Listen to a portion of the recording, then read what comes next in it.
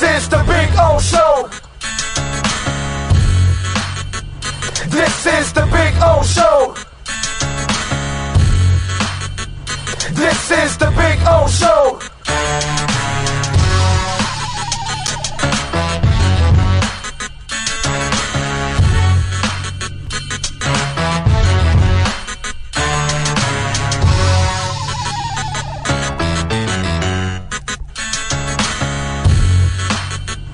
This is the Big O Show. This is the Big O Show.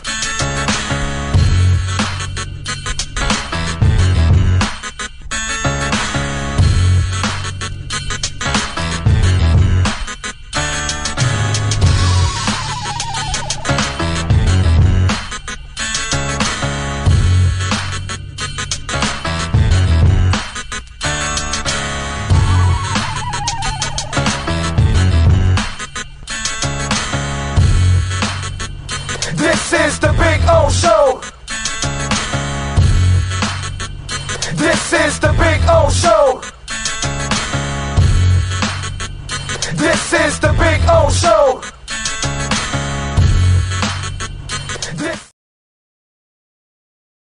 There's no need to drive around South Florida wasting valuable time looking for a new or certified pre-owned Acura. Go to the #1 volume sales dealership in the Southeast United States. Craig Zinn's Acura of Pembroke Pines. Purchase with pace and space in a dealership tailored to your needs. From home buying to providing that personal touch. Contact the 2020 Satisfaction Award winner Craig Zinn's Acura of Pembroke Pines. 888-776-5123. That's 888-776-5123. Or visit them at 15601 Pines Boulevard in Pembroke Pines.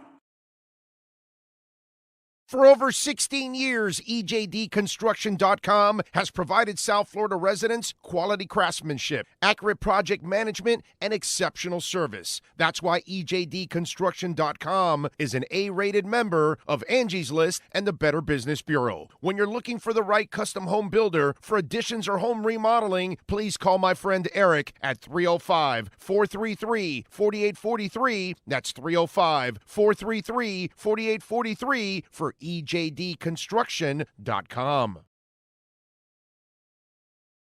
Welton Rayom has more than 62. When you move, you need a reliable company led by passionate folks, eager to assist its customers during a transitional process that needs to be smooth. Call Essential Moving Experts at 844-368-5750 for all your local and long-distance moving needs. You can rely on Essential Moving Experts. Mention the Big O Show and get $150 off. Family owned and operated, they offer free 30-day storage, full-service moving, fully licensed, bonded, and insured. Moving was never so easy. EssentialMovingExperts.com. Welcome to Red Light Therapy, a revolutionary technology perfected by NASA to aid in muscle strengthening and recovery. Red and infrared light has the capacity to penetrate deep into the cell's mitochondria, potentially leading to increased energy, faster recovery, and the optimal performance your body demands. Train, fight, recover.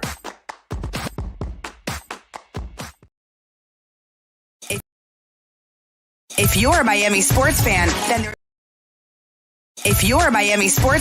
then there's only one store to go to, and that's Caneswear at Miami Fanwear in Davie. They're your one-stop shop for all your inner Miami CF, Canes, Dolphins, Panthers, and Marlins merchandise. They have hats, t-shirts, game day jerseys, and so much more. Located at 2511 South University Drive in Davie, and open 24/7 online at caneswear.com or innermiamiwear.com. Call them at 954-835-5597. Caneswear, the spot where Inner Miami and all Miami sports fans shop.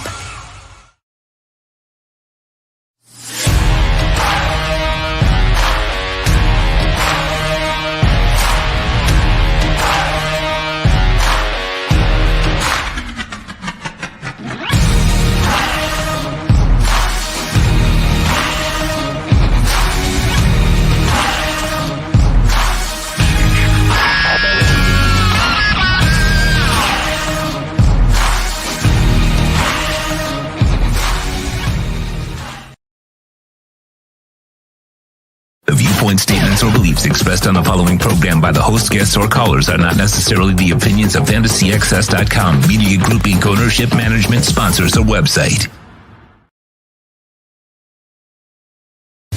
When it comes to South Florida sports teams, very few in the media have witnessed, lived, and covered it like the Big O. Let's start the program dedicated to your favorite South Florida teams with a passion that's unmatched. The Big O Radio Show is on. Here's the Big O. Morning! Good afternoon, boys and girls. We are ready to rock and roll like we do every Thursday from Hialeah Casino. Yes, Hialeah Park. Come on out, enjoy. We are in the second floor poker room, and everybody is having fun, and they're wagering. They can bring you drinks and food, all kinds of stuff. We got the first floor down there with all of the slot machines, the loosest slot machines in all of Florida, right here at Hialeah Park, non-smoking casino. We do have the smoking hot slots outside, so if you do want to bring your vape pen or your cigar, your cigarette, you can enjoy while you're playing the games outside, and they got a lot of ventilation and all that, so it's really cool. So it's not one of those things that's hot and uncomfortable. It's actually really smart the way they do it. But inside the casino, you won't have people blowing smoke in your face, so it's pretty cool. And they've got like a terrace outside on the second floor where people can go outside and have a little cigarette break if they want to take a break and all that kind of stuff. So you can do all of that, and of course, you can come visit us out here at Hialeah Park. You can bring your favorite person, have some great food, enjoy the bars, enjoy the gaming, enjoy the historic building that is Hialeah Park, man. The architecture here is just stuff that you don't see anymore nowadays. So this is as historic as it gets when we talk about Florida history. Hialeah Park is right in the center of it, man. Anyway, so we are here every Thursday. As always, the great Sean Stanley, is by my side as always, the best in the business, getting it done, mastering this platform. We are loaded today on the show. Omar Kelly will join us at 3:30. Alan Poupart will stop by at 4:30. Marcel Louis-Jacques at 5:30. That is your all-star lineup today on the program. Got some stuff I want to talk about, of course. We got the Heat tomorrow taking on the Bulls. They're 0-3 against the Bulls this year. This is not good, bro. It's not good, man. And then it's the Thunder and the T-Wolves and the other game in the Western Conference. The Hurricanes and the Panthers tonight at 7. We need the Panthers to win in order to lock up the 7th spot in the playoffs and avoid the Bruins. Okay, the Bruins are just absolutely, they're monsters. I mean, it doesn't matter. How's that? Yeah, that's right. Regular season monsters. That's right. They still have to deal with the postseason Panthers, which we know they're special. 7 o'clock, we got that, and hopefully they can lock it up. The Marlins take 2 of 3 from the Phillies by winning 3-2 in 10 innings yesterday. They take 2 of 3 from the Phillies. They're 6-7. Soler hit a home run. Cabrera was decent, gave up 7 hits in 5 innings, 2 earned runs, 4 Ks. De La Cruz, batting .257, went 3 of 5, had 2 RBIs. They're off tonight.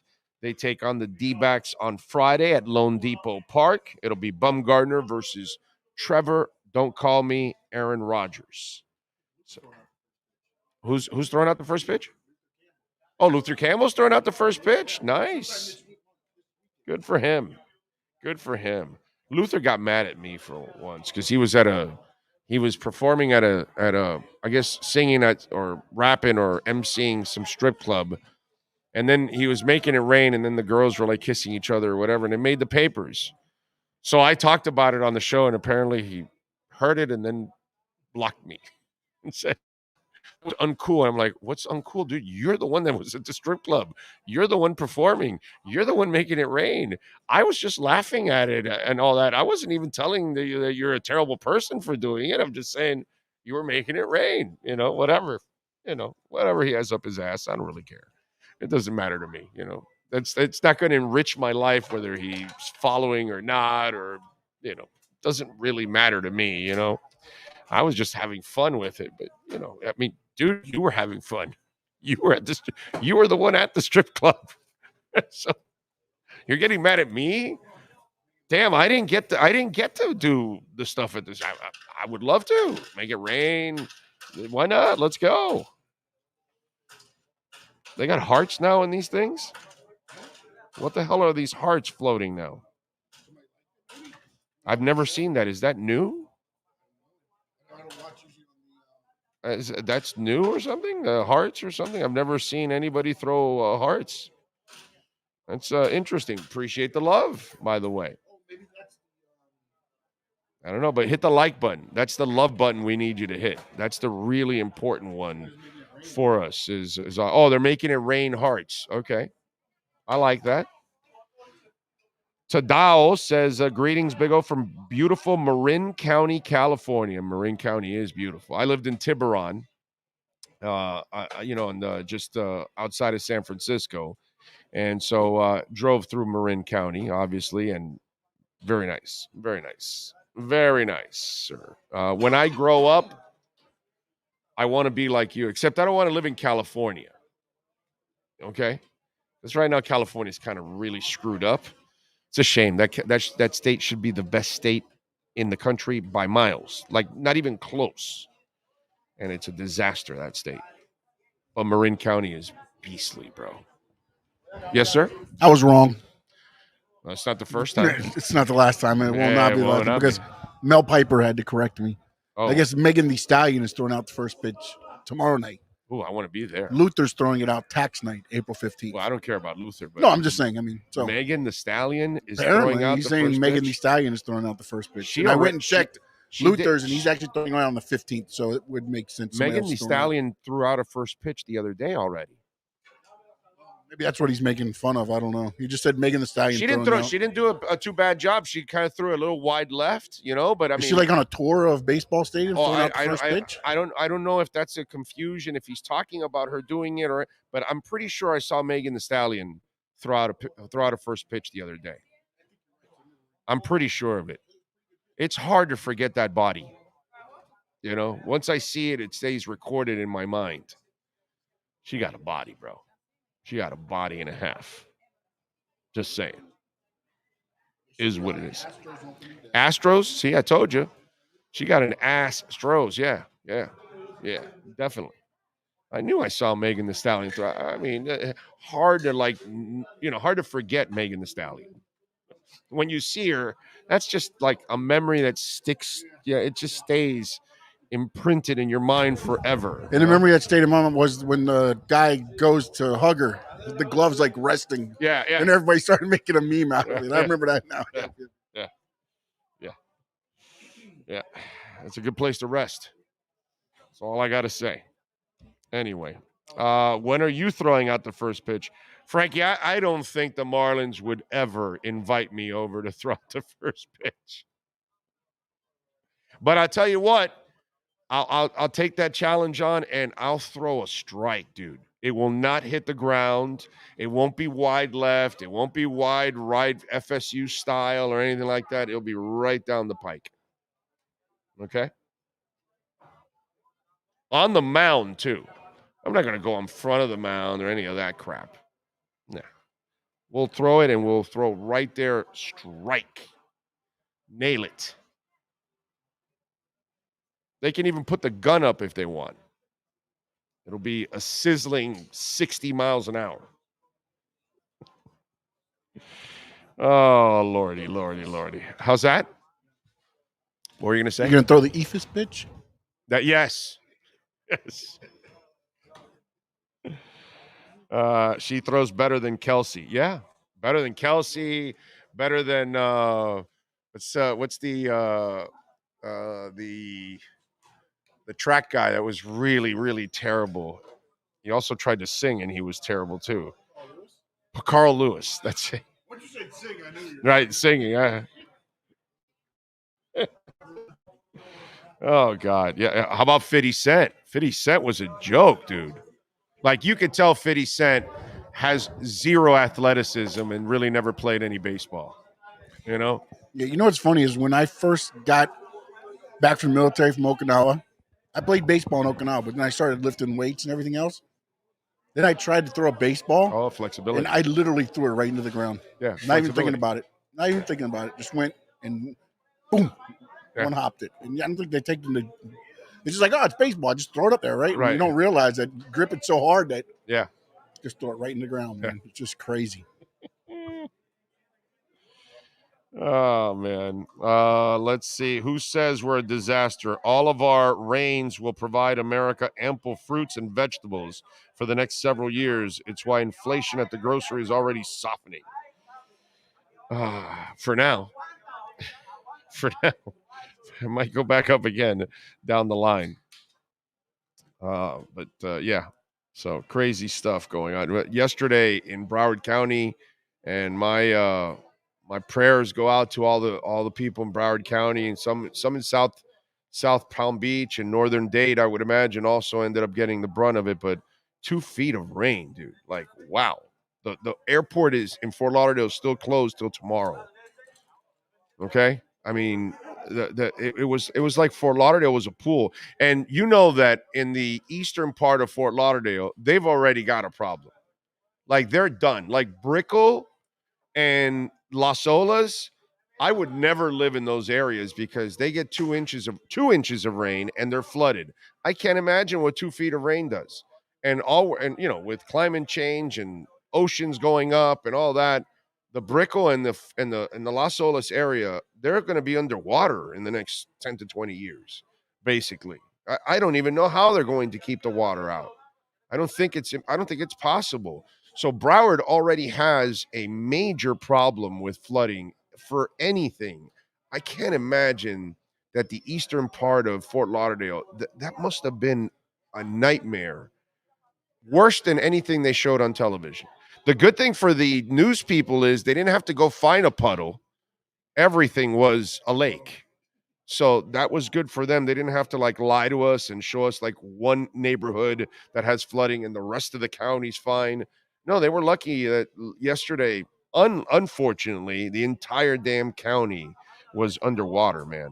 I wonder, Western Broward it wasn't that bad. I can't imagine Western Broward was that bad. Anybody that lives out in Western Broward? I wasn't out that way. I know we had to. I told you I was stuck in the house till 4. When we finally got out, we went west. At least not like east. Nothing like there. Right? There were pockets of bad flooding, but nothing like where the whole road is totally underwater. Yeah, dude.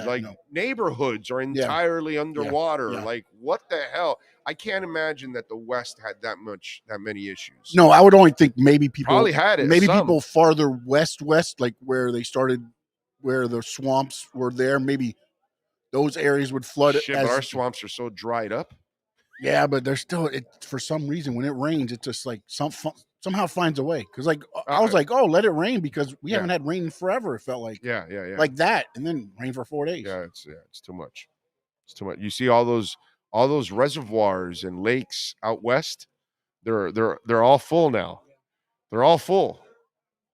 It's crazy. Some of them are like 110, 120% capacity. And by the way, the snows from the mountains haven't completely melted yet, which there's going to be more water coming down for them. So, yeah. Call Big O from beautiful Monterey Bay. Yeah. Monterey's amazing. Knight, thank you for the love on the super chat. He says, you see Big Ben's Lamar comment? People butthurt. No, what did Big Ben say?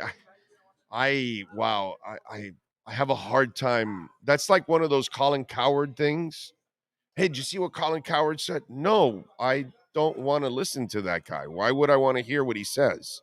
So Ben Roethlisberger to me is like, he has no credibility. He's kind of a lowlife in my eyes. I think he's a criminal, really, allegedly. I think he got away with rape, to be quite honest.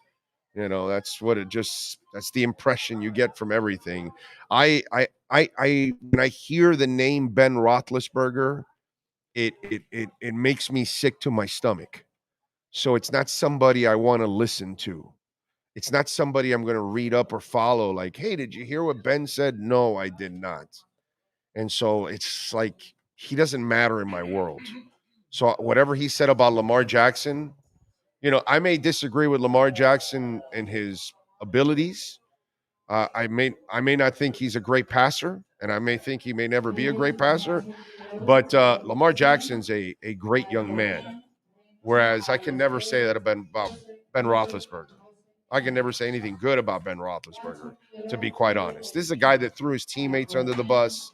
This is not a good person. So, but whatever. I don't know what he said. All right, here you go. You ready? Go ahead. This is on his Footballin' podcast. You don't really fear Lamar's accuracy all the time. He's got a huge arm. He can make things happen when he scrambles, but you don't fear him just sitting in the pocket and picking you apart. So what I've been saying for years. He said you can bring safeties down because you do fear him running because he's a different level runner. So you fear that. So you bring safeties down. But heard about what? The truth? And then, but then he said, but now if you've got Beckham on the outside, you better put a safety back or it's one-on-one. You could just throw it to him. It definitely creates some potential opportunities for the offense and for Lamar to run if he has to, or to take those big shots down the field if he needs to bring the safeties down. I never understand that. Some of you that get butthurt with that, who the hell tells you Lamar Jackson's an accurate passer? So I think he just kind of gave you what Lamar Jackson is as a quarterback, right? I mean, it's exactly what he is. Unless there's another article out there that they're talking about differently. That's what was said. Big Ben on Lamar there. That's all right. I've been dealing with that for years. Great young man, not a great passer. Never will be a great passer. It's just the way it is. Some guys are like that. Lamar's a great athlete. Athletes will freak you out because they're athletes. So they do things that you and I can't do, but that doesn't make them passers, quarterbacks. That's the problem with Ryan Tannehill. Same thing. He's an athlete. Once in a while, he'll make some decent passes. But can Ryan Tannehill actually stay in the pocket, live there, and no, he can't. He has to depend on Derrick Henry. Derrick Henry carries his ass. And if Derrick Henry ain't running the ball, Ryan Tannehill's not going to beat you. And Lamar needs his legs in order to beat you. Those are the facts. He can't sit in the pocket and make a living from the pocket. You don't fear him from the pocket. Can he occasionally pass from the pocket? Can he make some great passes every once in a while from the pocket? Of course. He's a great athlete. So he's going to do things that you and I could never do. But will he ever be Pat Mahomes back there? No. Pat Mahomes doesn't have to run. Will he ever be Tom Brady back there? Never. Will he be Peyton Manning? Never. Will he be Warren Moon? Never. Never. Lamar Jackson can try and try and try and try, and he'll never be Warren Moon. Never, ever in his career. He can dream. He can maybe ask for a genie or whatever he wants, but he'll never have the accuracy of a real quarterback. And that's the problem with Lamar. He needs his legs in order to win, and that doesn't age well in the NFL. Cam Newton was built like a house, and eventually they broke him in half. And you know why? Because Cam Newton couldn't make a living from the pocket either. So, you can milk that for a while because you can milk the athleticism. But at one point or another, you're going to get haloti-nodded. Ask RG3. And he got haloti-nodded. And when he got haloti-nodded, the career was over. You must make a living from the pocket. You can use your legs, but you've got to be Russell Wilson. Something Lamar will never be. Because Russell will beat you from the pocket. And he only used his legs as a last resort in order to augment the game. It wasn't the main part of his game. That's the problem with Cam, and that's the problem with Lamar. Running is his main weapon. He can't sit in the pocket like other real quarterbacks and pick you apart, okay?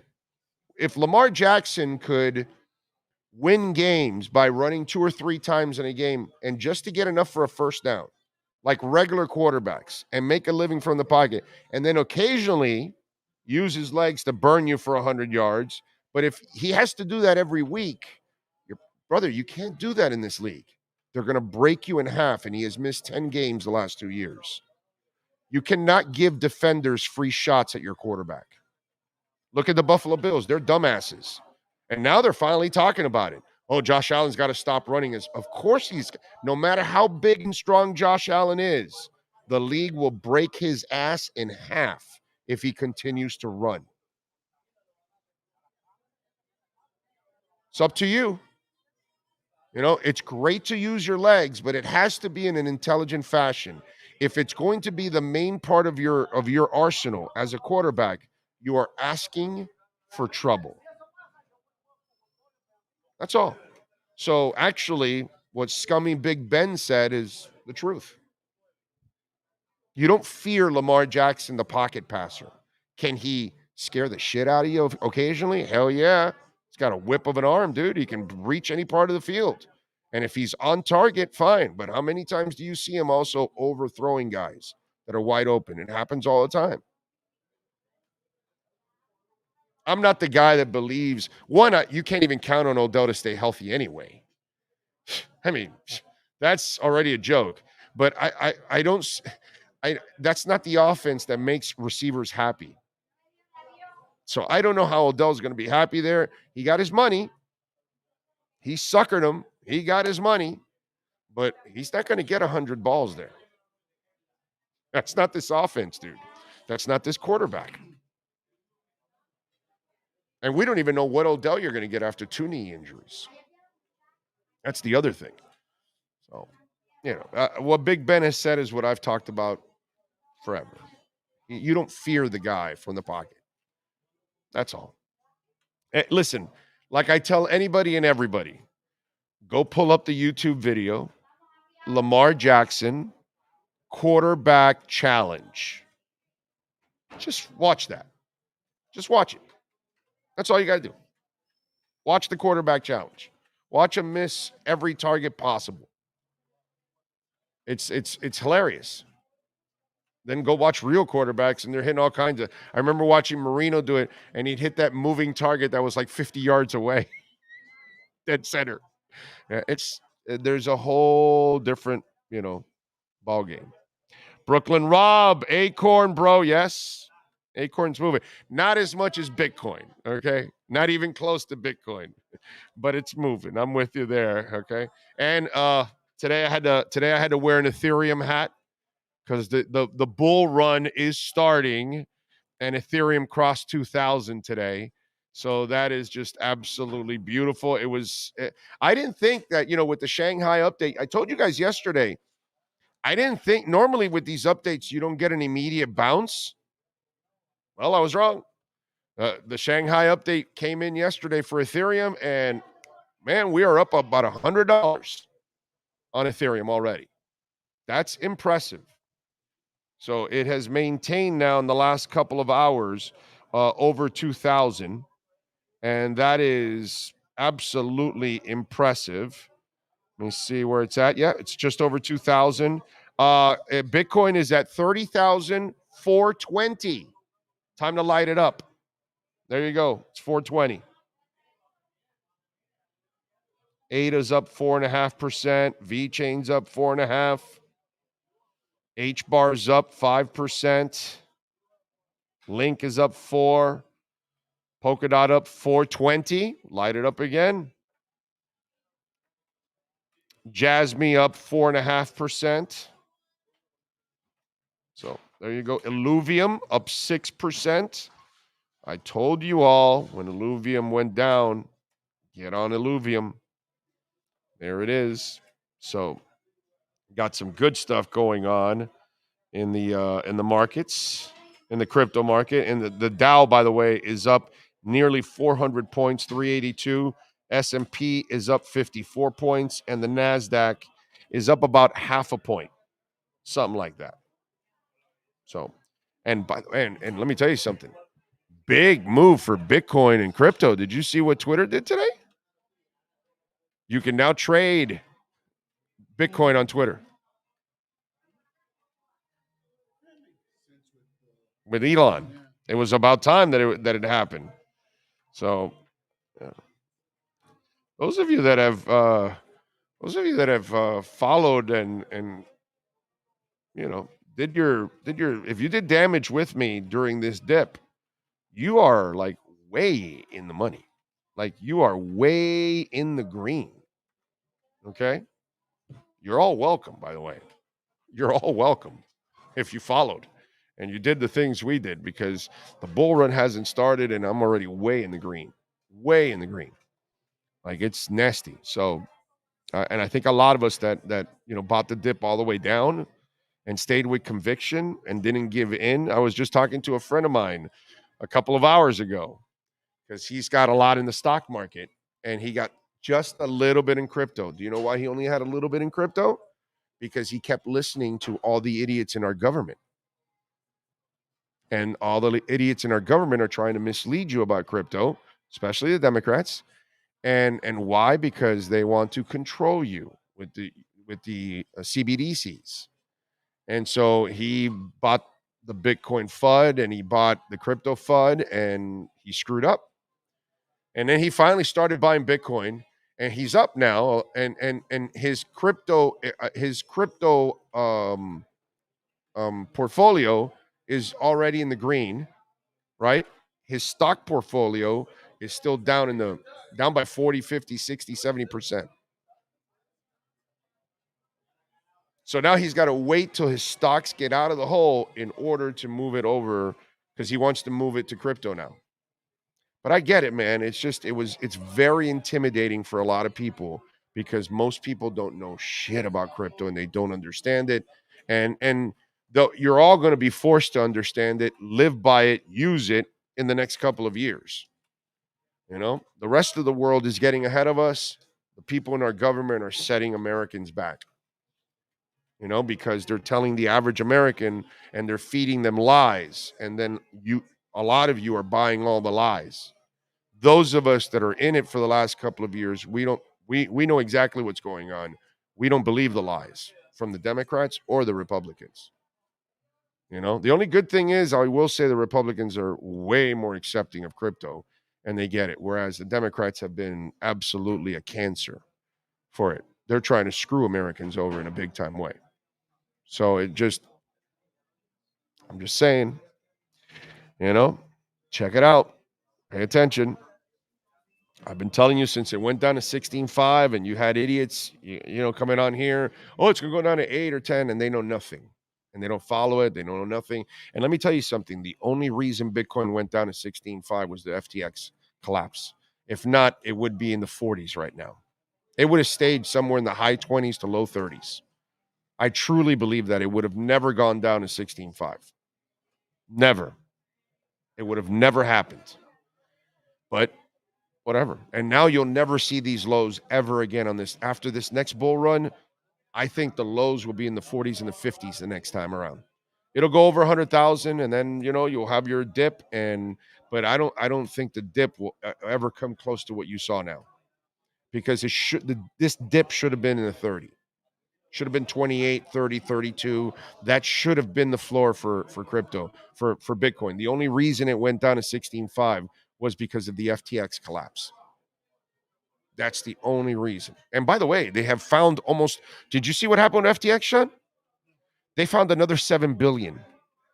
So they're at a point that they have found almost all the money back, that they're not even going to file for bankruptcy anymore. They're going to reopen the exchange and just give everybody back their crypto.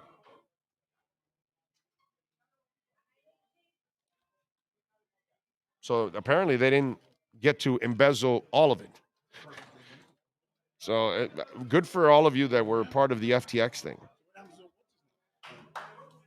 Sam Bank, well, he's still going to jail because he was breaking all kinds of. He did embezzle, he did steal. It just, they didn't steal the 100% of the pie. They stole only maybe 5 or 6% of the pie. They found most of it, so they can actually, reimburse everybody, which I'm glad for that. Don't keep your money on exchanges anymore, please. So anyway, good for the Commanders getting new owners. Yeah, man, you got rid of that cancer Snyder. And how about Magic Johnson as part of that group? Yeah, nearly $6 billion. But but they'll make the money back. Yeah, I know. Yeah, Snyder's a scum. But hey, listen, I'm happy for Redskins fans. They get rid of the scum. So that's good for them. They've got a shot. Inter Miami did a trade, yes. And I think they did the trade in order to open up more cash so they can acquire the not Messi, the other guy, the number 5. I forgot his name now. I'm blanking his name now. But I think that's what the moves, because I don't like getting rid of the 2 young guys they got rid of at all. I do not like it. Okay, those 2 young guys are pretty decent. Now, apparently, this guy that they got from the Canadian national team, he's pretty good. But I think the key part of this move is opening up and getting that $1 million plus in allocation, which I think is going to help them acquire the other guy, Busquets. Thank you, Richard. Busquets. So if that's, you have to give something to get something. You have to open up, and you also have to understand the position Bryce Dukes plays is the position that Messi will play, and then the position that Lassiter is playing is probably the position that Busquets going to play or whatever. So you're not really going to use those guys once you bring the other guys in, and I still believe that the Messi deal is going to happen. I really do, because I don't see him signing anywhere else. And I don't think nothing's going to stop the Moss brothers from building a monster. And they'll make their mistakes like we all do, but they're going to figure it out, bro. They're going to figure out they're good people. They want to work hard. They love this community. They don't want to look bad. They want to represent Miami in the best way possible. So I have all the faith in the world they'll figure it out and get it done. Real quick, he just popped in. But did you see what Major League Baseball, some teams in Major League Baseball did because of extending the beer sales? Yeah. Some pitchers are coming out against it. Yeah. Well, dude, the game's 2 hours and they need to make money. Oakland started it. They're a broke-ass team. Yeah, but the thing is, you're Oakland started it. They were the first ones that did it. They started extending it to the 8th inning. The one Phillies pitcher that he timed the last from the 8th inning on, it was 22 minutes. Okay. So the last beer you consumed was 22 minutes ago, and you're sending them out to drive. No, No, but I mean, I just saying, it's like they don't care about us, bro. It's amazing to me. Owners don't care about players. It's freaking amazing. Politicians don't care about Americans. I mean, we talk about this all the time. Just keep it in the 7th inning anyway. It's 30 minutes in the game now. They don't care. How about the Bills? Remember that playoff game with all the stuff? Well, yeah, they can drive to the game, no problem. You know what I mean? It's just like, it's just they don't care, bro. They care about money. That's what they care about.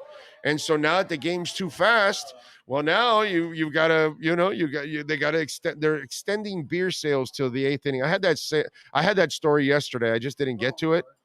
And that's just one of those stories that stays on the cutting room floor, as they say.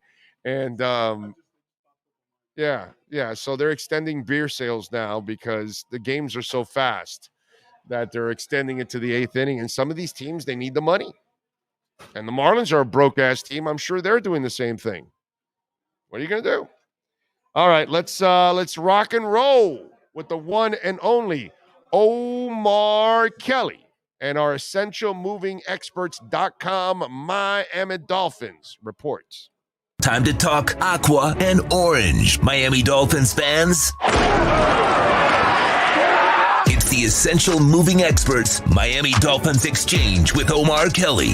When you're looking to move your home or business anywhere in the U.S. from coast to coast, call Essential Moving Experts at 305-602-8369. Flat rates and no surprise charges. EssentialMovingExperts.com. 305-602-8369. Let's talk Dolphins football. Here's Omar Kelly.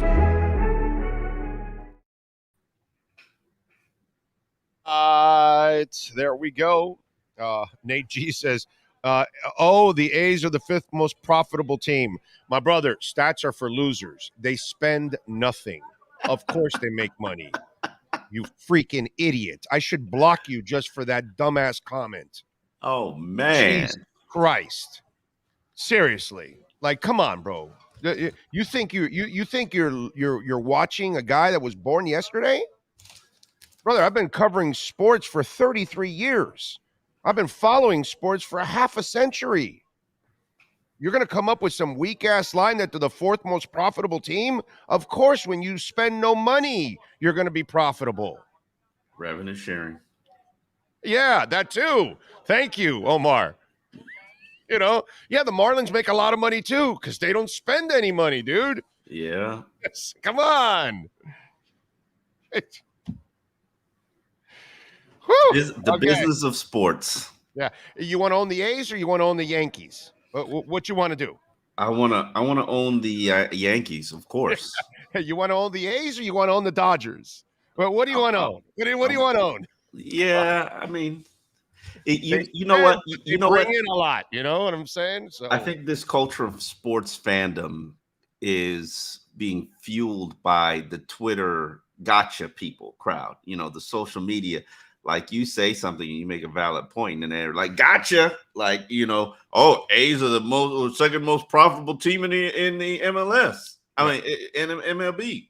Okay, you know that wasn't the point that I was making, and you could do that all day. I was doing that earlier today on Twitter because I'm finally done with the tight end breakdown because it's one of those deep positions that has a lot of guys. There's a lot of guys, but there's no like, I can't say universal, but there's no like consistency in terms of how people view them or how people rate them. I mean, you could look at some boards and a guy like Sam Laporta will be the number one guy, and then some boards won't even have him in the top 10 guy, which is ridiculous, by the way. Yeah, I could. I mean, he's easily a top 7 for argument's sake. Whatever. Oh yeah, you want to put him. No question about it. Number 7, whatever. But he's easily one of the best tight ends in this draft. Some people might not have Luke Musgrave in their top 7, and then some might have him number 1. I mean, it just really depends on whatever. I put it on Twitter, and I do believe this. It comes down to what's your flavor of wings. What do you really, what do you like? And there's so many different types of guys and tight ends to select. Yeah. No, that's not true. He's got to be able to block. Yeah, for this offense, yes, absolutely. Yeah. So that there are a couple tight ends that are really good, and they're already out of the mix for this team. Yeah. So it kind of cuts it down to the guys that are two-way, because if that's what's up your ass, which is exactly what it is with them, they're clearly they got to have a blocking guy. You can't be one-dimensional. I've argued this with you for 4 years. But the problem is, Omar, the same thing I argue back with you is they don't grow on trees. There's only a few of those anyways. So when you can get one, you're blessed. But a lot of teams have guys that are just great tight ends as pass catchers. They're not really great blockers or anything like that. Not for me. I'm good. I need a guy who can. I would rather you actually come on the field and pretend like you can run block, or not be a liability in pass protection if we need to keep you in the chip.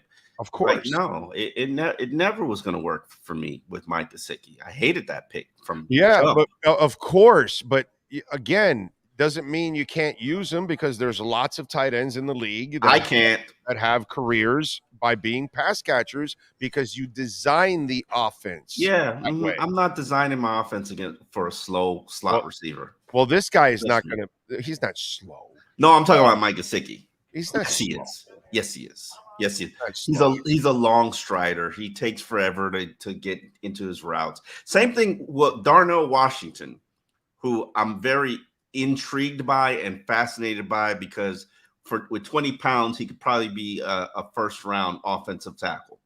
Ran a 4.64 in the combine, which is very fast for a tight end. But when you watch his film, slow build-up.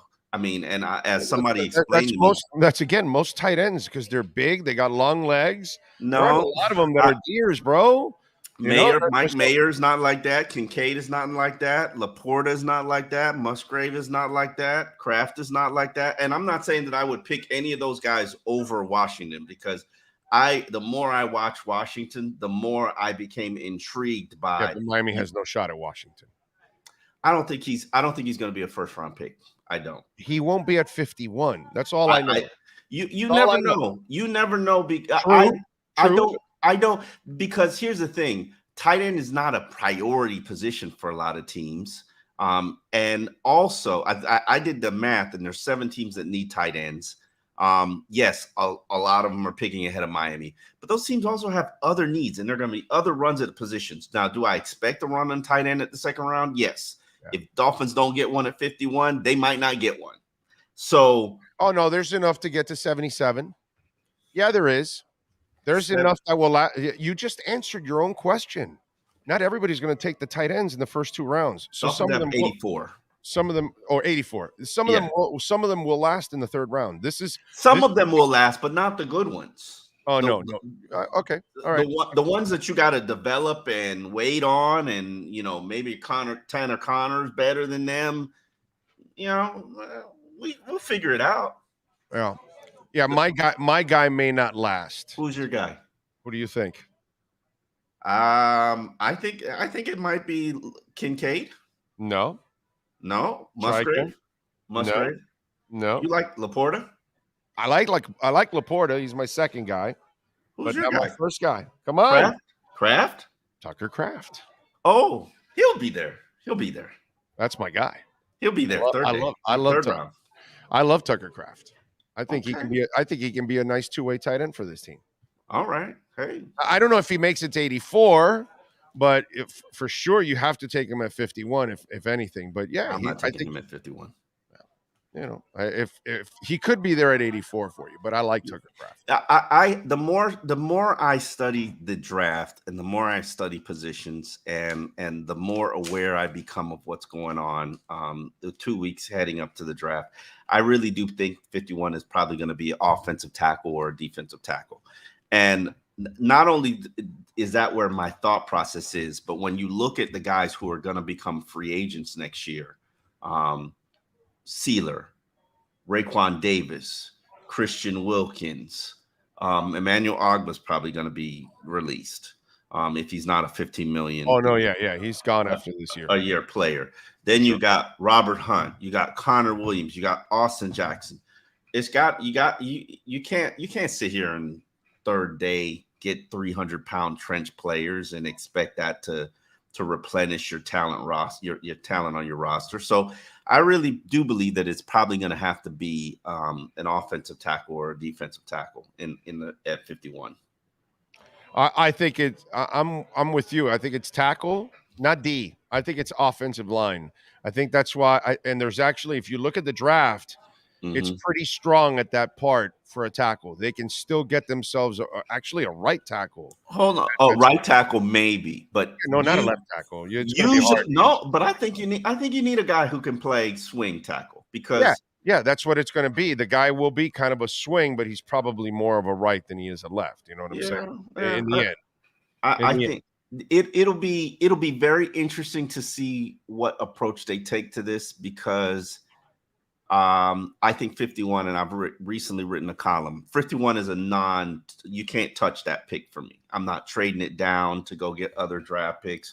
I think with pick 51, as I wrote in the column, you have an opportunity to get a top 50 player in this draft. That will be an elite player in this draft. You can't mess that up, and you can't trade down to go get other players and other pieces and fill out depth on your roster. Nah, this isn't a fill out depth on our roster kind of season. This is we're all in, and to be all in, you got to get a guy who can be an impact player in year one. You can't have a Eric Uzukama and Channing Tindall kind of draft. Yeah, no, but those are later picks. That's not a second round. That's yeah. I'm just saying, trading down to go get, trade the 2 to 51 to go get a 3 and a 4. Right. Don't and by the way, their track record is really good in the second round. So you kind of want to stay there because they've gotten some pretty good players in the second round. Chris Greer, maybe. Yeah. Javon Holland and X, and Was Robert Hunt a second rounder or a third rounder? Robert Hunt was a third rounder, but yes. Third rounder, okay. You know what? You might be right. Hold on one second. And Gesicki was a second rounder, even though I did mention him. Robert Hunt. Yeah. They have a pretty good track record in the second round. So, yes, Robert Hunt was a second rounder, 30. I kind of like him to stay with that second round pick. I'm with you. I don't want him to trade, even though I know they love doing that shit to get more picks and get the fishnet approach. But they're really good at finding players in the second round. Yeah, but if you trade, like let's say most of their trades that they've done in the second day are to get future second day picks, or when they traded, it's to get because there was a run at a position like Eichenberg. That's where they make a lot of mistakes, when there are runs at positions and players that they want. Leonte Carew, Eichenberg. That's generally where they reach and cost themselves. But I think that they have a very good chance to get a upper echelon starting caliber player. I hate to say, Xavier Howard, because you could easily end up with a Cordrea Tankersley. But a player who can give you a chance to start and be an impactful player in year one, if not year two. And to me, it's all about these next 2 years, you making a run at a Super Bowl. Will the Dolphins have a number 3 wide receiver, and who will it be? Or, because of your number 1 and number 2, will the number 3 wide receiver on the Miami Dolphins be a situational person? You might use Braxton Berrios for one situation. You might use your draft pick from last year, Ezukama, for another. Mm-hmm. You might use Cedric Wilson for something else. You might use Robert Craycraft. Mm-hmm. So I'm just wondering, because if we look at Durham Smythe, just going to ignore Durham Smythe? No, but that's the tight end. I'm talking about like the third wide receiver on this team. Yeah. Is it will there really be a third wide receiver, Omar, or will it be a situational third wide receiver? I think there will be a third wide receiver. I think it's Braxton Berrios. And the reason I think it's Braxton Berrios is because of the run after catch yards he can produce. I believe statistically, I don't know the exact number, but half of his stats on offense in the league are run after catch yards. The way that Waddle and Tyreek can clear out the field, if you put Braxton underneath to give you that run after catch, I think it really adds a dynamic element to the offense. I'm also a big fan of Braxton because he has the savviness to find zones, read zones, find open zones in coverages, where that I think has been missing in this offense since Jarvis Landry. Actually, yeah, Tua's actually he has one of the worst receiving cores for Yak, and you would not even think that normally. Yeah. So I really do think that adding a player who's adept at finding those open zones puts them in a great advantage offensively. But based on who left, which is Gesicki and not River Craig. No, the other guy left. Trent Sherfield. Those guys used up 100 targets. And, somebody said this to me on Twitter yesterday, and I thought about it because I'm a big proponent of running the ball, as you've known since you've known me for 10 years. And I think that they need to run the ball more. Even, Mike McDaniel says, hey, we need to run the ball more. An idiot would know they need to run the ball more. Yeah, but that was huge. Yeah. You run into a lot of these stinking coaches that are so stubborn and like, oh, no, we did it right. And I'm glad he acknowledged that, he screwed up and he had to stick to the run game a little bit more. But I'm with you. That there's no doubt they need to run more. Now, remember, one more thing to that equation that you just said. Tua missed 5 games. Yep. Passing went down in those. In fact, Waddle and Hill did not have a touchdown with the other quarterbacks. So those kind of things changed in those 5 games. So if he stays on the field, third down conversions too. Yeah. And then those other guys will have more targets. It'll be more than 100 targets because those other guys will also get more targets because you have a better passer in the game at that moment too. So those 5 games also will alter the stats a little bit. Yeah, but if you extrapolate 100 targets, 100 attempts, that's 5.8 carries more per game. I mean, we could split that in half and we can just say three more carries per game. I think that's a great addition, great balance. I would really love to see them be able to run with power. Now, amen. Will that happen? Who knows? I think a lot of that is dependent on the offensive line and guys staying healthy. And the scary part is the passing game becomes much better. Yeah, no, people forget that. People forget. I get beaten down so much by these new age football fans, everybody who doesn't believe in the running game and running the football. And you know, passing is the way. Okay, you know what? A running game makes your passing game better. A running game balances out your offense and, you know, gives the defense an extra breather, makes your defense better. You don't understand. You remember what San Francisco and the Chargers did by flooding the middle of the zone in the passing game? Well, you can't flood the middle of the zone if you're running, because now the linebackers have to come up, and now one of your safeties has to worry about the run game. So all of a sudden, the middle of the field starts to get back open again. That's the reason why the Titans' passing game works so well, because Derrick Henry scares the shit out of you. He sucks up the linebackers, and the middle of the field is open. So you can run crossing routes, and Tannehill can hit them with no problem. And that's exactly what happened. If you don't dedicate to the run, then they don't respect it. Now they can get on their heels. They can drop back and flood the zone and cause problems for you. So if you run, you suck those guys in, and you open up the middle of the field. Yeah. Speaking of Derrick Henry, I'm a big proponent of Derrick Henry coming here. The question is, what would you give up for him outside of the new contract? I'm not giving him a new contract. He's approaching now 30 years old. That's a dumb move at this point.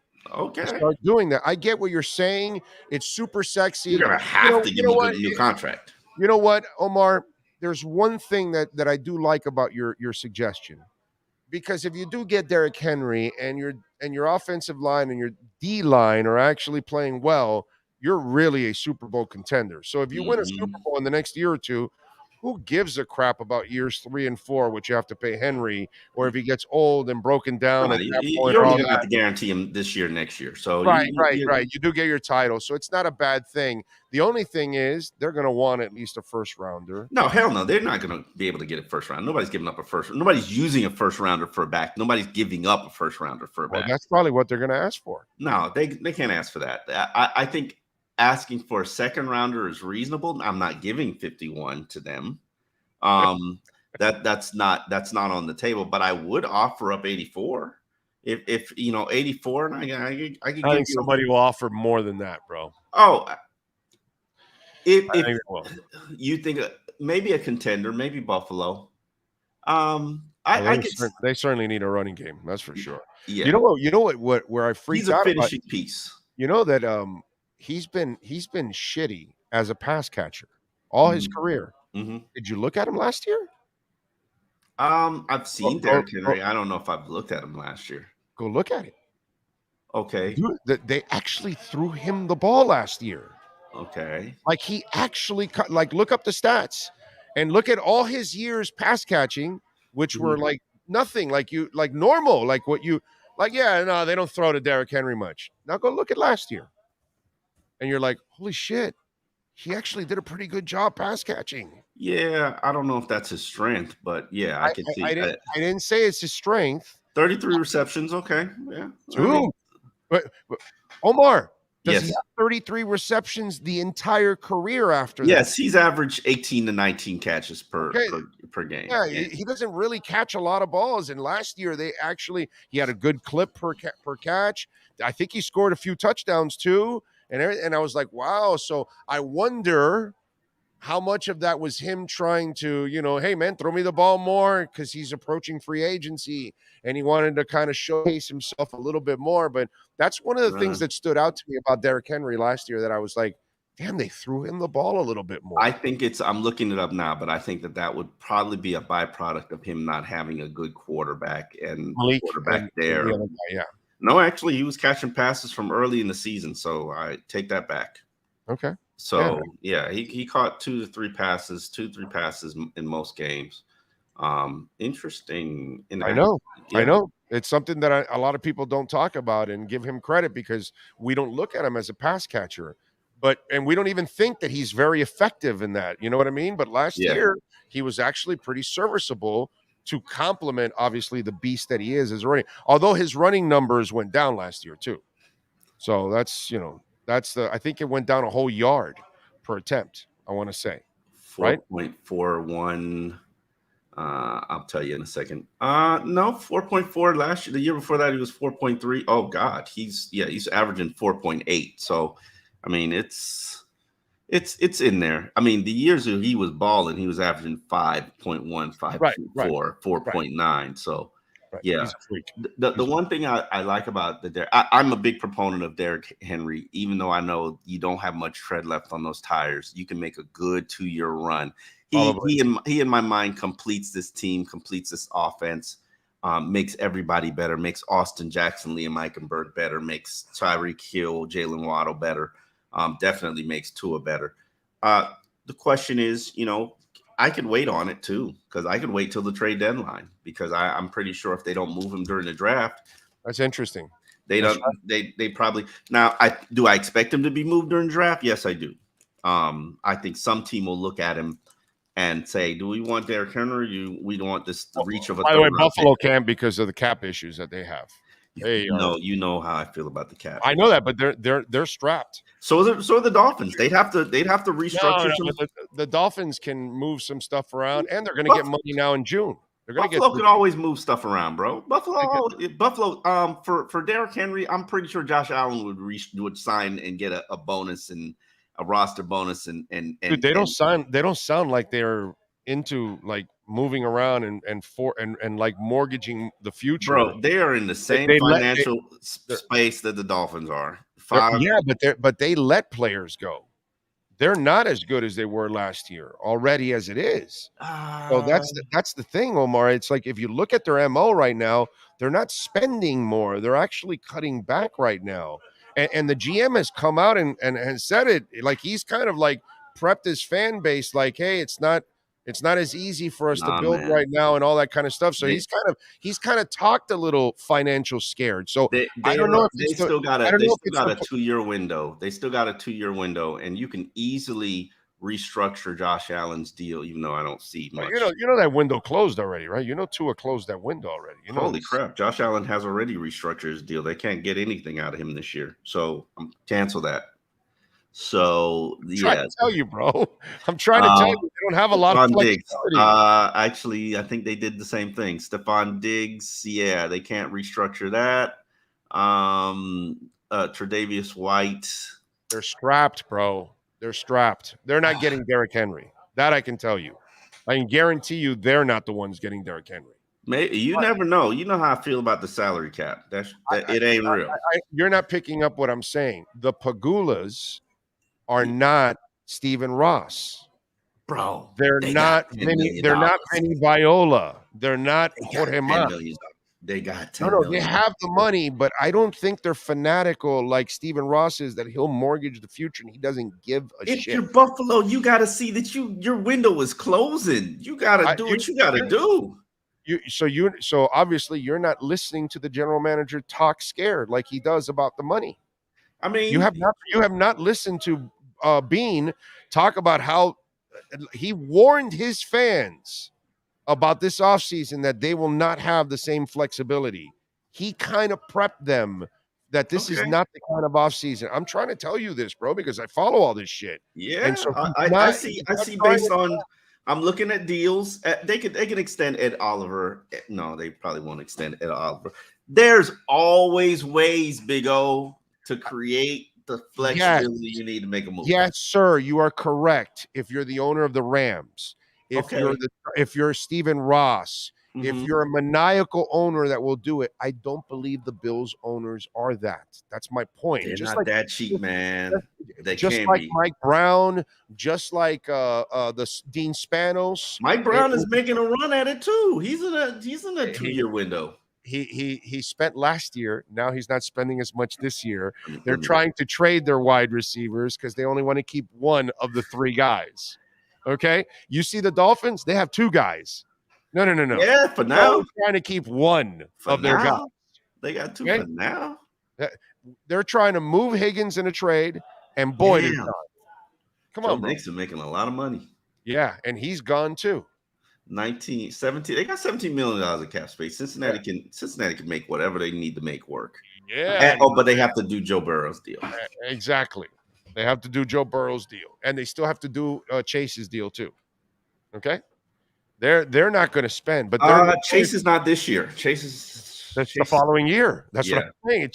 It's back-to-back years of monster contracts, and they can't pay T. Higgins, and that's going to be, if they allow him to walk, that's stupid. You have to trade T. Higgins because people will give up multiple picks, like a first and a second rounder. I don't know why. What do you mean why? I'm not. I'm good. You're not a T. Higgins guy? No, not really. He's not Jamar Chase. He's a number one. He's a number one, dude. He's just playing next to another number one, and maybe you don't watch it enough, but T. Higgins is a badass, bro. He's going to get paid $17-20 million a year when he gets to free agency. Bet your ass on that. And there'll be a bunch of teams lined up to sign T. Higgins. Bro. So they're going to – but my point is there are certain owners in the league that will not go to the extremes you're talking about that you can do. And I don't believe the Bills are one of those. That's my point. That's my point. I believe they're in the Mike Brown, Dean Spanos area that they'll spend, but they're not going to go crazy and all that. So, have fun, Justin Herbert. You're not going to get everything you need. Not with that guy. So you're according to you, the window for the Buffalo Bills and Cincinnati Bengals are closing. No, I didn't say the Bengals. I just told you the Bills. But you said they won't spend.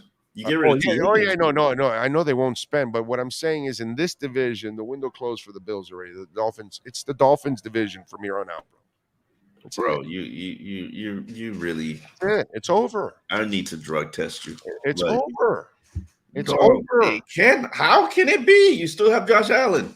You still have Von Miller.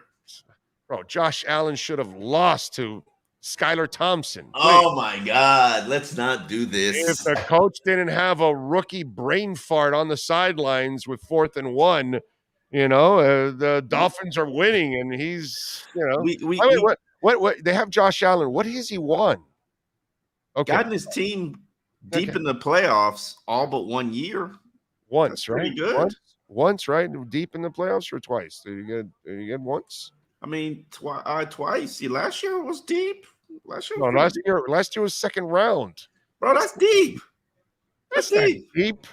Bro, okay. If Tua gets eliminated in the second round, you're writing an article on SI that it wasn't good enough.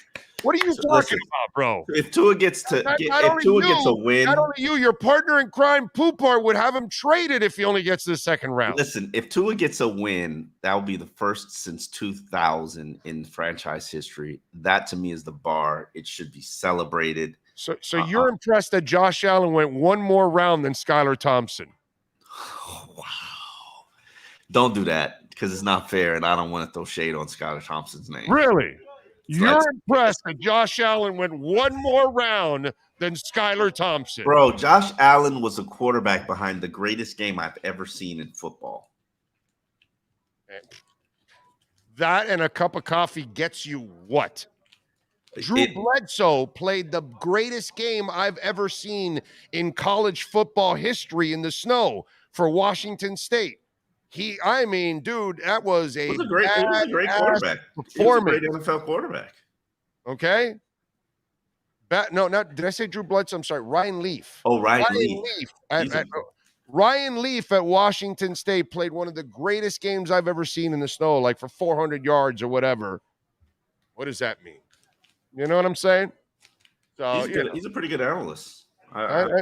Josh Allen, one extra round than Skylar Thompson. Bro, this Josh Allen hate you got it's got to stop. Christ. It's got to stop. And I love Tua. I respect Tua, but he ain't Josh Allen yet. You're going to really respect Tua this year when he spanks Josh Allen twice and sends him home. Okay? You're going to really respect him. Listen. All right? If that happens, it's a new day. But the Bills, last I checked, they're 4-time reigning AFC champions. They're the new Debo in the division. And until they get dethroned, that's who owns the division, correct? Yeah, for now, whatever. I mean, they can enjoy whatever they want. They haven't gotten anything. This year, they'll watch the Dolphins win the division and then win the Super Bowl. And then what? I mean, then what? that's a new day. Congratulations. I mean, that's right. When we get to it, hey, everybody will be happier. But third Lombardi Trophy coming to Miami Gardens, baby. It's 2023, you say. Interesting. 24 will win it there. Yeah. I'll be in Vegas. I don't know about you, but I'm going to be in Vegas celebrating a Dolphin Super Bowl. I don't know about you, but I'll be there for sure. I got to get my Airbnb already for that. Got to get a nice house for it for the week. Okay. What do you think? You go right ahead. Yeah. I invite you over, bro. We're going to have some parties. We're going to have some Super Bowl parties that week. I'm at my crib in Vegas. Hey, we'll do some live broadcasts. All right, what do you got going on SI? Outside of the chats you got going on with Poopart? Yeah, right now I'm working on based on what I wrote, which is that the Dolphins shouldn't trade 51. Great opportunity to get a top 50 player, but I do think that you should have a short list of guys that you absolutely won't move if they're there, and I'm trying to create that short list of offensive linemen, tackles, even wide receiver. I'm debating whether I should put Hawker on that list, even though I don't think he'll be there at 51. There's a chance he could be there at 51, but I really don't think that they have the opportunity to use a resource like that on a quarterback, even though I think he's probably going to be the best quarterback in this draft. All right, Miami Sports Fanatic wants me to ask you about Christian Wilkins' scenario. Thoughts on Wilkins getting extended or traded? That trade. Don't be ridiculous. What do you think about the? I would consider trading him, depending on what's offered. Well, I know you would consider because you were wrong about him for many years, and now that he's actually balling, so now you want to trade. I'm not extending him because, as I was told, you need to see how he works and fits into the Fangio scheme, because Fangio asks and requires their defensive linemen to do different things than what Christian Wilkins has done throughout his career. What, tackle? I'm sorry. Wait a minute. I'm sorry. Tackle for losses, sacks, pressures. I'm sorry. What is he going to ask him, to make an omelet or something? Is he not a cook or something?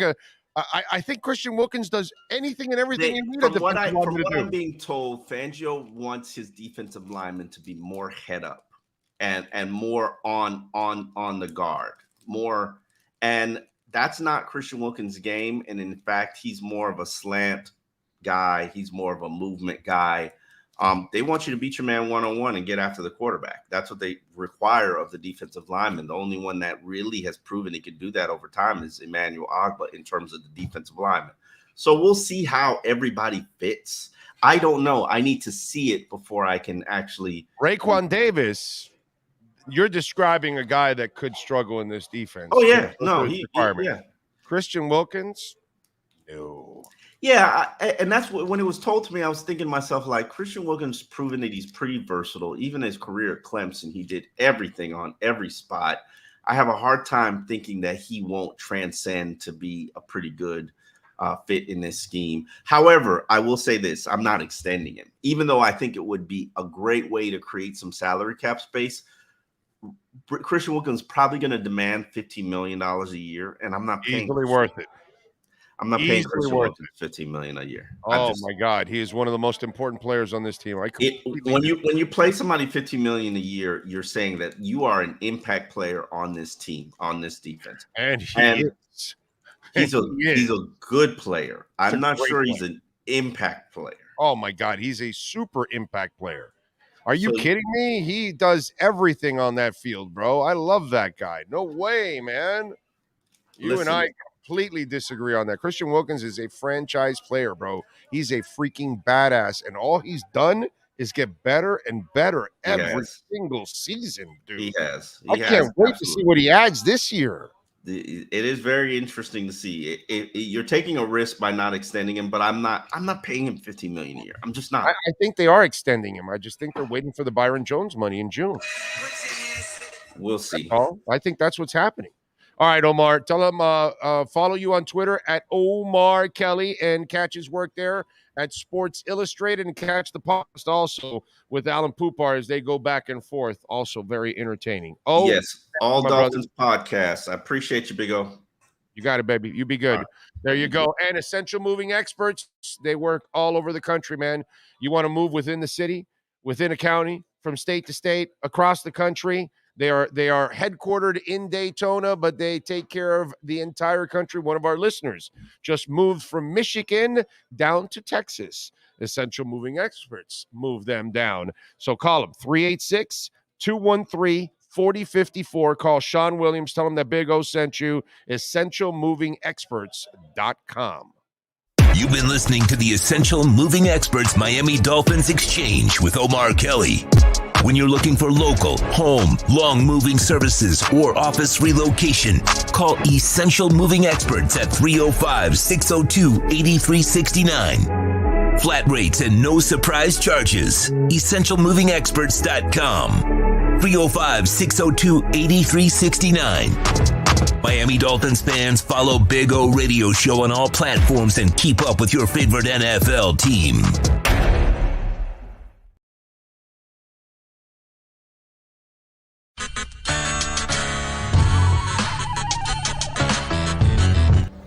You know, I tell you guys all the time about Cutter's Edge Pro, man, and what they did with our backyard and made it a pure oasis. That's our Sylvester tree right there. A beautiful day, providing a ton of sunshine. We've got one exactly like this out in the front yard, and it is absolutely gorgeous.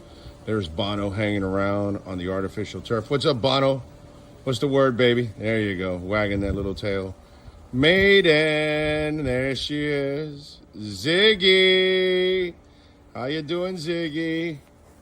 There you go. So we got the doggies hanging out. So just want to give you a little, we got some of the trees starting off from this way with the artificial turf. You see, there's Ziggy again, of course. Got it all the way. And look, we got some flowers coming out. That tree now will start to also spring, and it's absolutely beautiful too.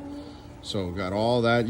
They can do all kinds of things for you in your backyard to kind of make it an oasis, which is what we've done. And obviously the dogs can play. What's up, Bono? I got him there hanging out. Maiden, there she is. There she is, the one and only. She's mean as a skunk, by the way. Just want you to know. She's awesome with us, but I mean, if you're a stranger, you don't want to meet mated. So as you can see, and then the artificial turf, remember, there's no watering. There's no cutting the grass. It looks fabulous like this the entire time. You know what I'm saying? It's beautiful. Back here in this corner is where we put the barbecue. I wheel it out, cook, then I wheel it back in. See, looks beautiful, doesn't it?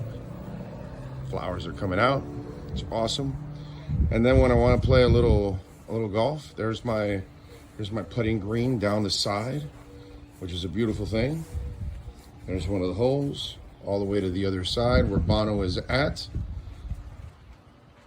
All lights up. It's really beautiful when it lights up. See, we got the rough. Got several. Got one on that side. Got one over there in the corner where Bono's leaving. Got rough all over the place, man. Just in case, you get the ball trapped in there. That's it. That's another swing. Right, Maiden? So, check it out, cuttersedgepro.com. Make your home an oasis. Make your business, your HOA complex, condominium, you name it, they got you, bro. They do it all. All right? Then cut your trees down, and the artificial turf, I swear by it. Really easy to maintain, and it looks just absolutely freaking beautiful. Cutter's Edge Pro. Right, Ziggy?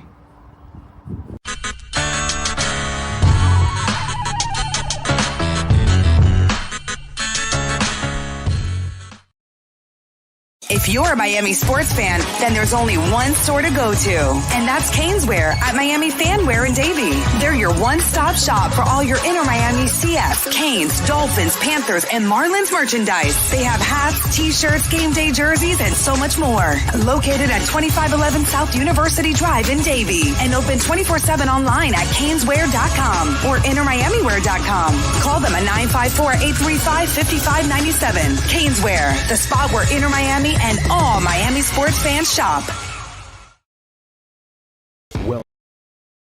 Welcome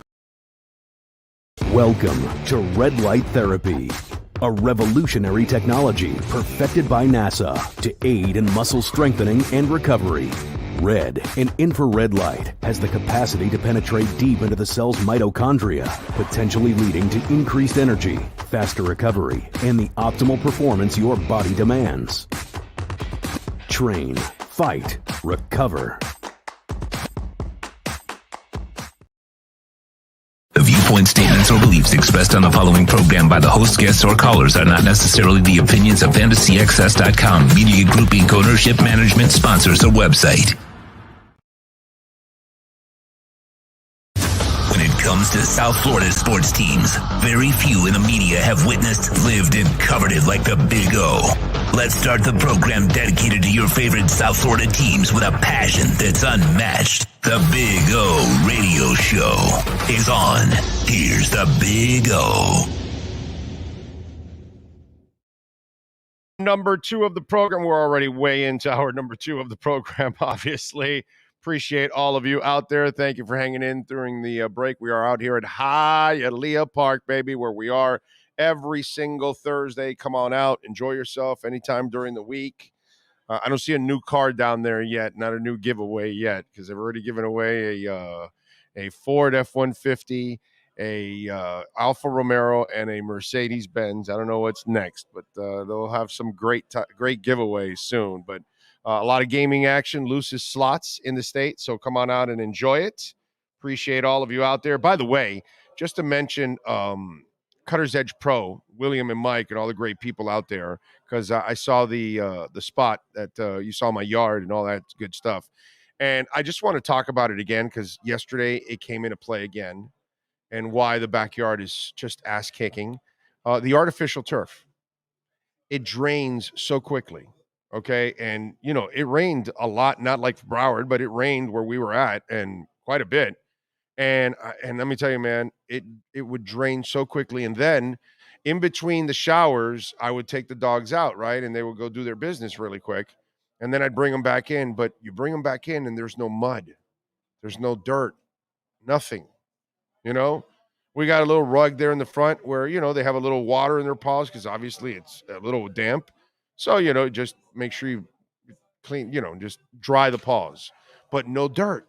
No mud, nothing being brought into the house ever.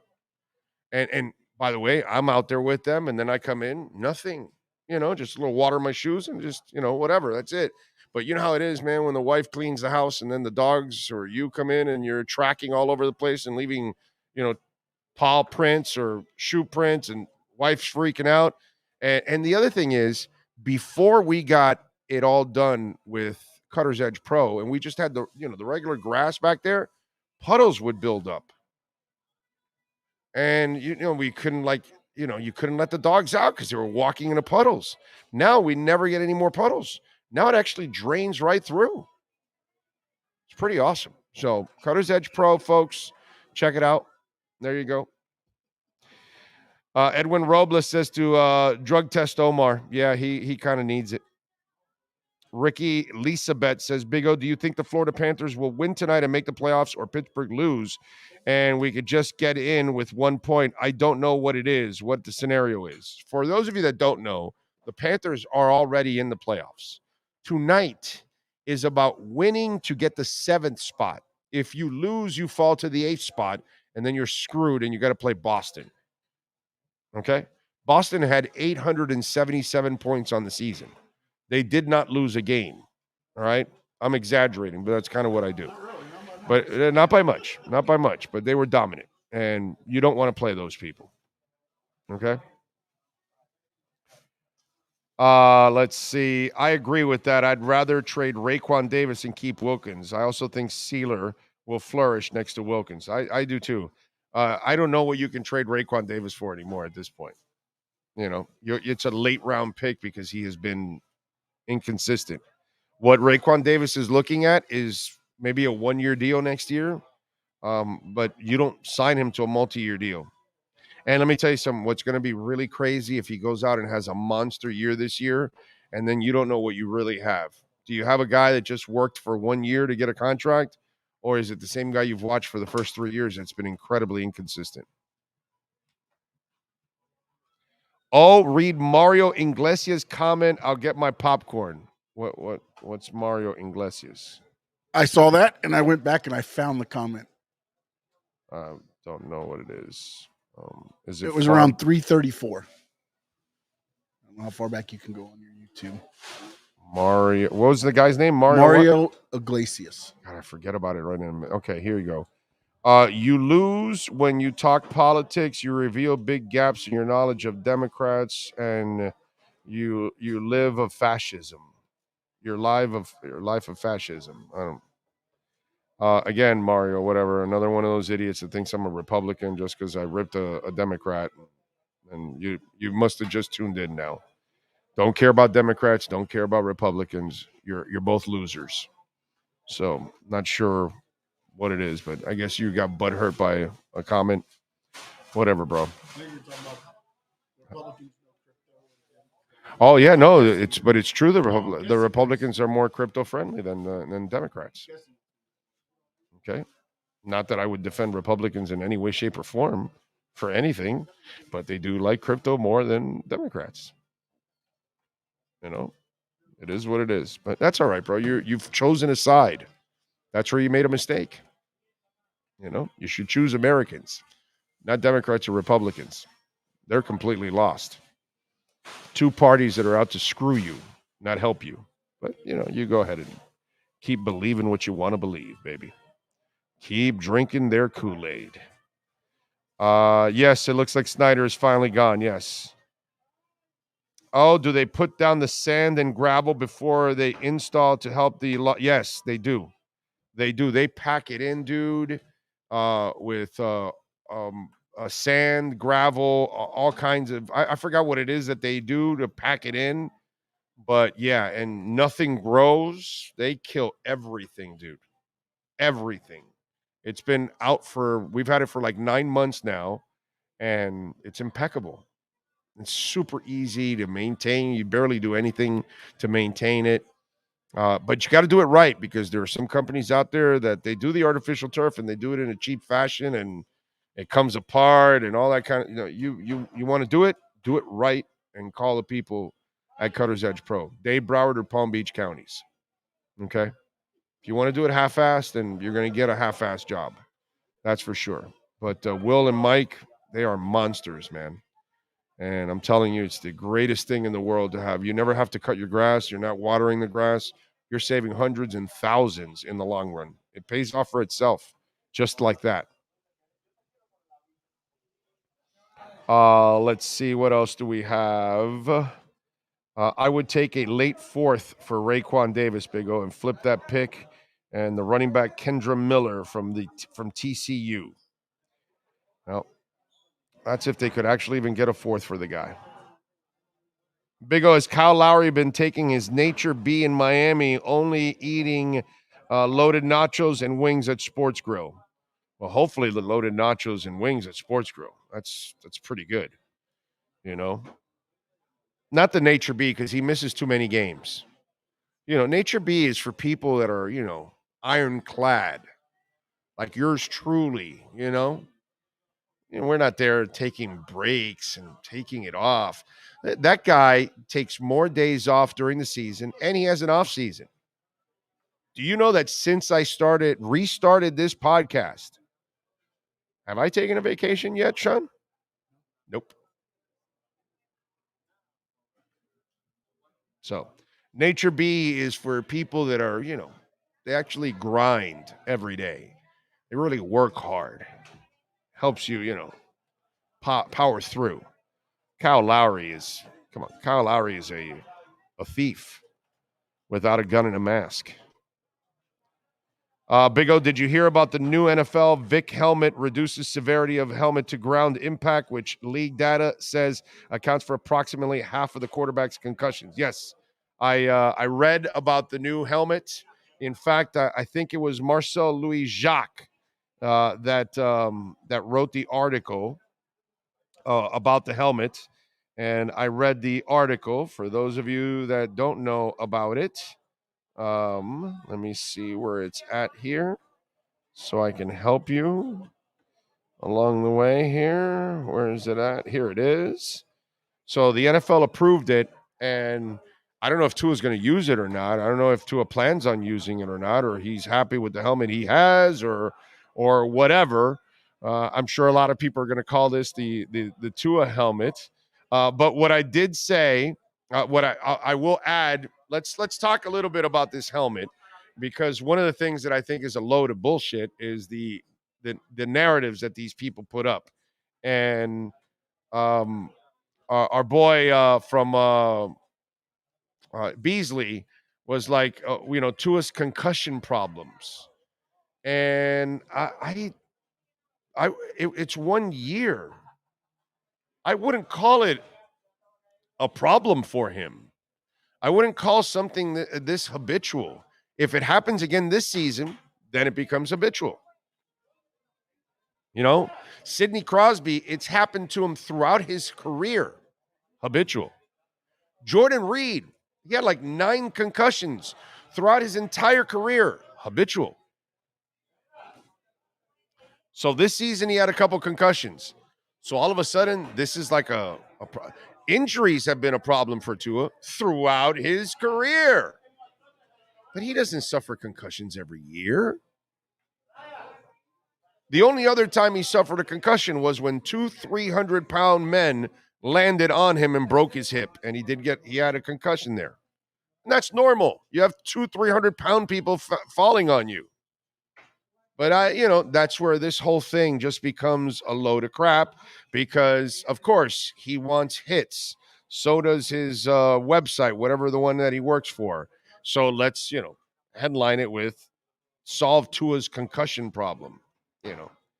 Typical BS. Anyway, first quarterback specified helmet designed to help reduce concussions has been approved for the use by the NFL and NFLPA. The helmet, manufactured by Vicis, reduces severity of helmet-to-helmet ground impacts, which the league data accounts for approximately half of the quarterback's concussions, including the one suffered by Miami's Tua Tagovailoa last season when his head slammed violently against the turf during Thursday night's game against Cincinnati. We've now analyzed with our engineers and with our Players Association more than 1,000 concussions on the field. We have a pretty good database of how these injuries occur, Jeff Miller told the AP.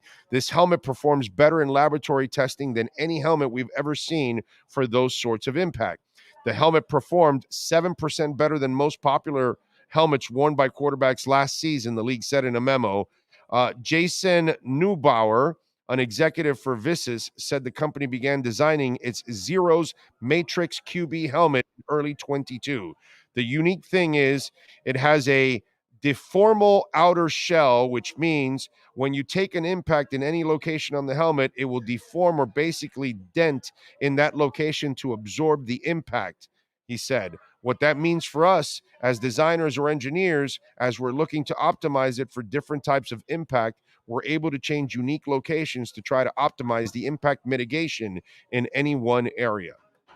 Now, I got to tell you something. When you tell me that it improves it 7%, it's an improvement, but let's not make it sound like you made like this incredible breakthrough that is going to, in the end, the smartest thing you'll do is get rid of the football. The smartest thing you do is don't take on unnecessary hits. That's how you're going to last in this game. That's how it worked for Drew Brees and Bob Greasy and Joe Montana and every other one of those undersized quarterbacks that you can name. You want to hang in this league? You want to stay in the league? Don't hang on to the ball for 5 seconds and wait for some fat guy to turn the corner and just unload on your ass. That'll help out. Let's get to Alan Poupart. and our EJDconstruction.com Miami Dolphins report. Dolphins fans, time to get insight on your favorite team with your favorite reporter with an Expos hat. Sports Illustrated's Alan Poupart in our EJDconstruction.com Miami Dolphins report, exclusively on the Big O Radio Show. All right. There you are. How you doing, my man? You doing good? Unload on your ass. You gotta love that. You gotta what? You gotta love what? Unload on your ass. Love that. Yeah, it's true. I'm doing great. Very, very happy the local hockey team is going to be in the playoffs. Thank God. Beautiful thing. And you got to win tonight. Got to avoid Boston, bro. That would be nice. That would be nice. Got to avoid Boston. That's but they have played they have played Boston well this year, but still, I think you'd prefer avoiding them. Yeah. I want to avoid them if I can. So maybe you can. The beauty of hockey is, dude, it doesn't matter what seed you are. You really could advance. You really have a shot in hockey. That's upsets are normal. Home ice is not an advantage.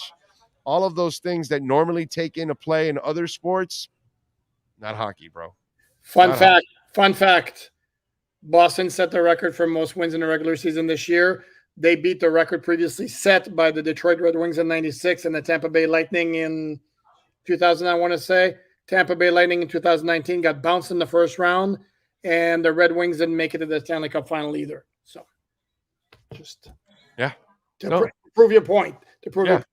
And last year, Panthers were great, and they can only get to the second round, Right. And they, so best record in the league, and it don't mean shit, unfortunately. So it is what it is. That's hockey. That is one thing. In football or in basketball or in baseball, brother, 99% of the time, the best team is going to advance. That's just the way it is. You know what I mean? But in hockey, it's the hottest team that is going to advance at that point, which is good. So we'll see what happens tonight. Hopefully they can beat the Hurricanes, who have been a pain in the ass for the Panthers. Your thoughts on this helmet? I'm obviously it's good to make some improvements, but let's not make it 7% is, it's an improvement, but let's not make it sound like, it's that groundbreaking. But I echo everything you said, that something is something, but ultimately it's going to come down to making better decisions and give up on the play. And as I wrote earlier on all Dolphins, the two plays where Tua got the official concussions last year, one's a second down, one's a first down. So there was no need to extend the play if it wasn't there. Take off running out of the pocket or just chuck the ball out of bounds. One of the two. No need to like hang onto the ball and let those big guys up front get to you eventually. Yeah. So to me, that's really what it's all about is, use your head and you'll be fine in this game. Lots of guys your size have lasted forever in this league, and they did it because they were really, really smart. Brady and Manning were much bigger than you, but they played the same way as you should play. They didn't hang on to the damn ball. They made a decision and got rid of the ball quickly, and I've said this 100 times. Anybody watch Marino? Marino didn't hang on to the ball, bro. Marino took a snap and he took 3 steps, and brother, that thing was gone. It was history. One way or the other, it was history. He wasn't going to hang around and wait for Bruce Smith to come around the corner and just, bury him into the ground. That wasn't going to happen. He wasn't going to be stupid enough to hang around like that. So that's what you're going to do. Even then, Big O, the other difference between those guys and Tua is those guys were all like you would talk about Brady and Marino, for example. Those guys were like 6'4", 220, 230. Well, Tua's not that big. No, he's not that size quarterback where he is prone. If he gets hit in the pocket, at some point he's more susceptible to taking a vicious hit that could cause damage than a guy who's that size, or Ben Roethlisberger even more. Amen. So. Yeah, man. Common sense, bro. Yeah. Common sense. I asked Omar this. I will ask you this. He thinks Braxton Berrios will be the guy. So I will ask you this. The third wide receiver for the Miami Dolphins. Will there be a third wide receiver for the Miami Dolphins because of the traffic the first two guys get and whatever tight end you end up having? Or when I look at this list of Cedric Wilson and Easy E and Craycraft and Barrios and Cedric Wilson, all that, I see a situational third wide receiver for the Dolphins. That's kind of the way I look at it. I don't look at anybody separating themselves, and I don't look at it because I don't think the third guy gets enough to separate themselves. So I see McDaniel scheming that third guy in for depending on what kind of play it is and where you're at on the field. Where do you land on that? Yeah, I don't disagree with your premise, except that Trent Sherfield wound up being that third guy last year, and I think ideally, you'd like for one of those guys to emerge in camp, and really seize the job and shows you, okay, this is a guy who can be trusted. We need to design some plays for him. He needs to be part of the passing game. And we talk about the targets that were lost, including Sherfield, including Mike Gesicki. Well, ideally, logically, maybe the Dolphins don't throw quite as much as they did last year. That's my point, that I don't think the third guy, because you're going to throw to Hill and Waddle so damn much, I don't think the third guy gets enough to establish himself as a third guy. So if you're in the red zone, you might be using a bigger guy. Or maybe you want to use a Braxton Berrios who can, find some space or something.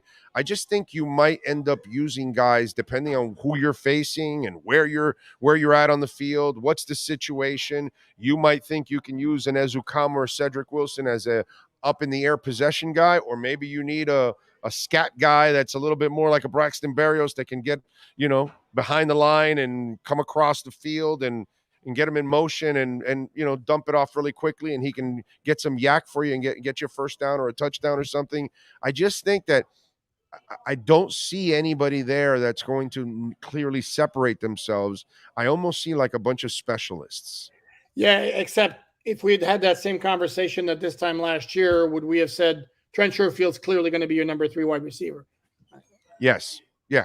But the problem is now I've seen what Mike McDaniel's going to do. And if I imagine you're going to run a little bit more, which I think you are, and then you still have the two top, what are you going to do? Throw less to Waddle or Hill? No, but yes, you agree with my point, or yes, you could have foreseen Trent Sherfield being that third guy last year at this time. Yeah, last year, yes, because last year I didn't know what I was getting from McDaniel at that moment, and then he looked clearly like the guy at that moment. But now that I know what McDaniel is going to be, at least what I think that third guy is kind of, potluck. So if you don't think it's potluck, then who's the third guy? Well, that's the thing. Is a third guy on the roster, or is it somebody who's going to emerge in training camp? Because here's the other factor that we have to sadly take into consideration, and knock on wood, because Hill and Waddle stayed healthy last year. But if one of those two guys has to miss some games, it can't be you just have, you got a bunch of other bodies at wide receiver. Be nice to have another guy who, it's automatic. Sorry? It's automatic already. What's automatic? Cedric Wilson plays that. He's the guy that's built right away. And what's your level of confidence in Cedric Wilson? I have confidence I have confidence. I watched him in Dallas. The problem is they didn't use him much here. They didn't give him a chance to actually get in a groove. I kind of don't blame Cedric Wilson for what happened last year. It's kind of out of his control, dude. You know what I'm saying? And again, I think he went with guys that were running in his system in Sherfield and Craycraft, so it was easy transition for him as a coach to call those plays, and those guys were comfortable in that system. I think Cedric, now in a second year in the system, if they don't move him in the draft, I think he'll be that guy that will be the backup for Waddle or Hill, because he's kind of already built to be that guy.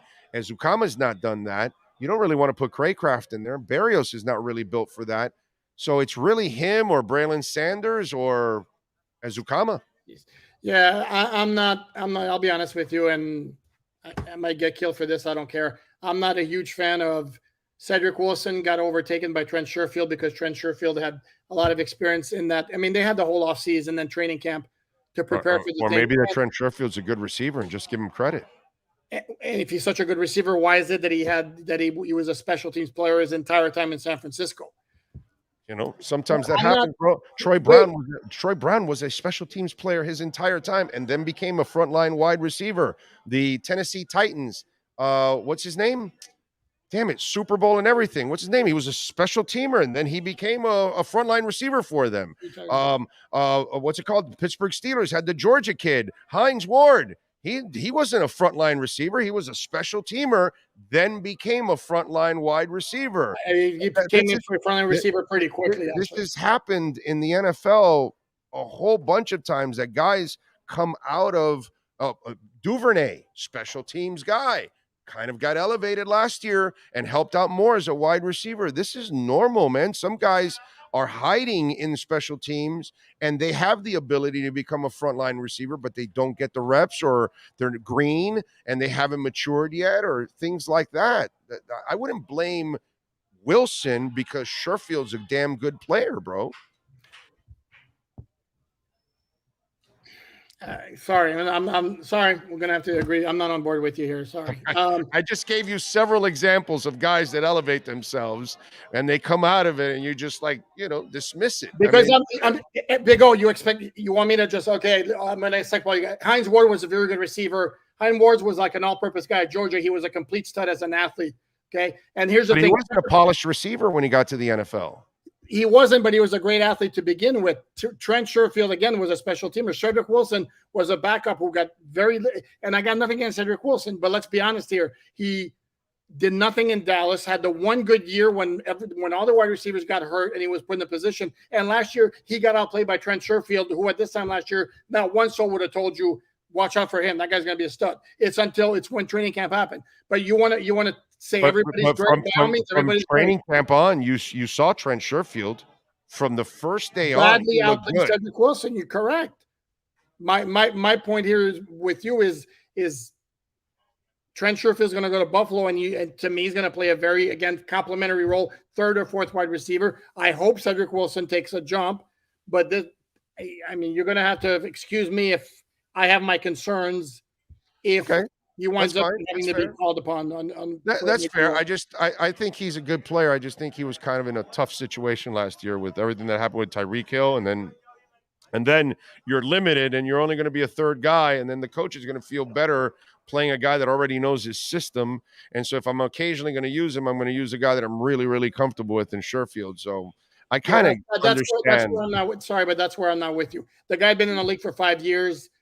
He had the whole offseason and all of training camp to learn that playbook and the system. If Cedric Wilson was a better wide receiver than Trent Sherfield, he would have been in the lineup. So, okay.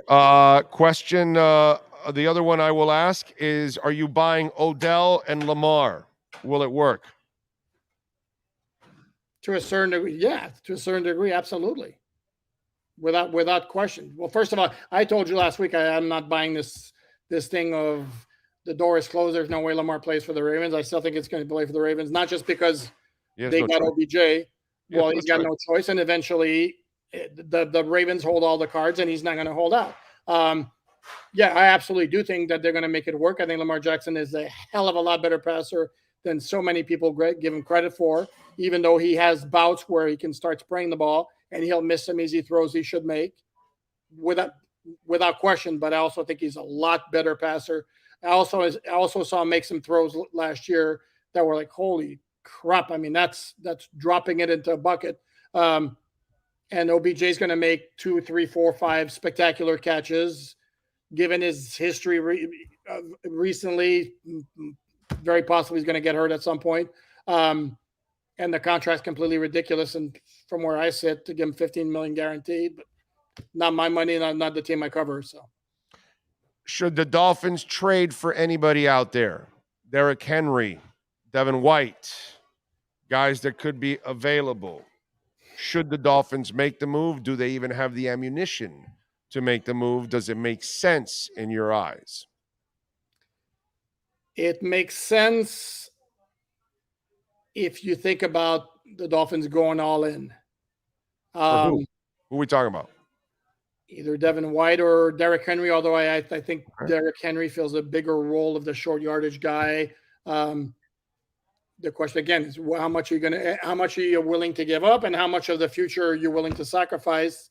But that by the same token, they have owner who's 83 years old, who very much would like to, at the very least, win a playoff game and make a Super Bowl run.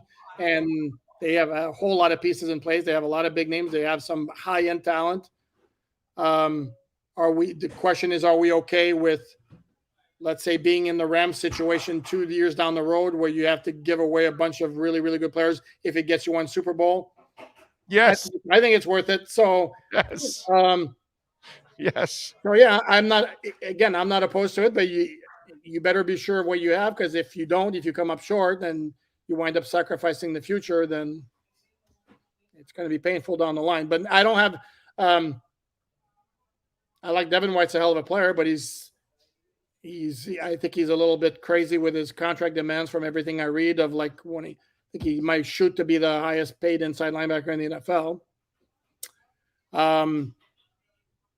Derrick Henry, the one knock against the idea of making a move for him is your offense is built around the passing game. But that's not to say he can't catch the ball out of the backfield. And I told Omar this because I don't think a lot of people realize it. They actually threw him the ball quite a bit last year. As I recall, they did, yeah. Which is not normal for him.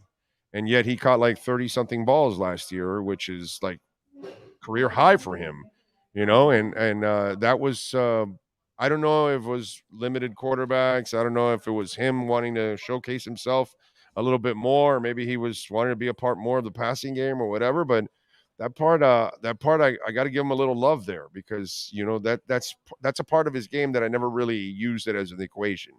Like, yeah, he's not really a threat as a pass catcher. Last year they made him a little bit of a threat.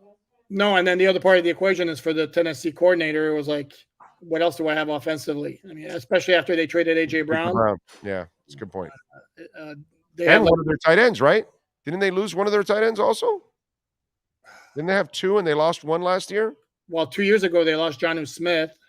Okay, it was 2 years ago they lost Jonnu. Okay, that's last year. No, it wasn't last year. It was 2 years ago. You got it right. It was 2 years ago when they lost Jonnu Smith, who, by the way, is no longer with the Patriots, right? Right.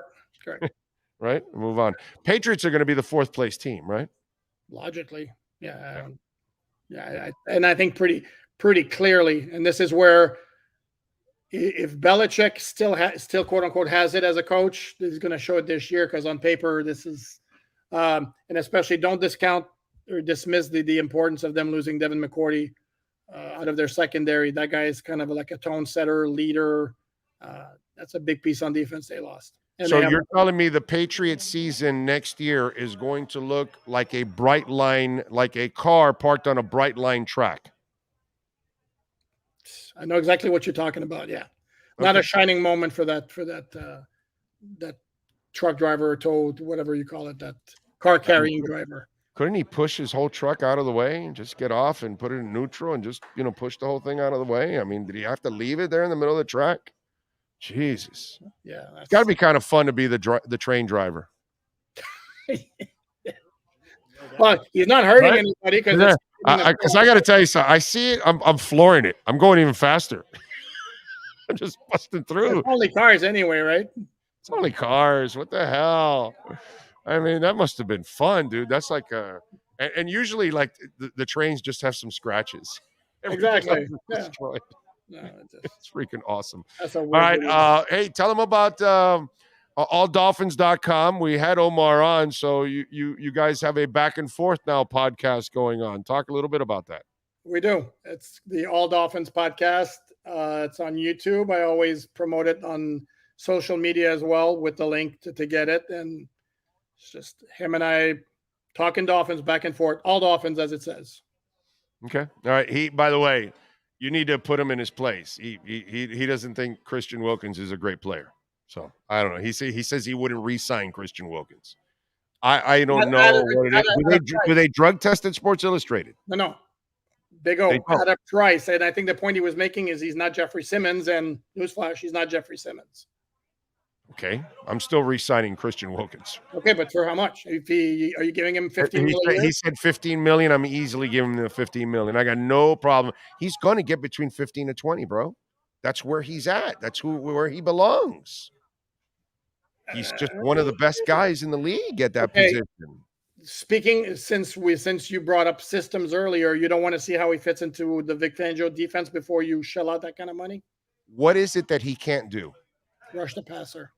He doesn't? He's pretty good. No, he doesn't. He's not an elite pass rusher, but he's still a good pass rusher for his position. He's not elite. There aren't a lot of those from the defensive tackle bar. I mean, for a 3-4 defensive end, yeah, he's average, if not a little below average. Okay, right, but he's elite in everything else. Which is what? Stopping the run? Right, okay. Tackles for losses. It's not worth $15 million a year. I don't know. Why wouldn't it be worth $15 million a year? So everybody that's $15 million a year is an 8 or 10 sack guy? As a 3-4 defensive end, those guys will tend to be that, yes. That 3-4 defensive end, 4-3 defensive tackle, the guys who make the big money will get 7-8 sacks. The 20 million guys, probably 20 plus. Cameron Hayward, the Jeffrey Simmons, the Aaron Donald, obviously. Yeah, there's only like 3 or 4 of those in the entire league. After that, Williams. The guys like him are probably going to get in the 15 range, 16, 17 range.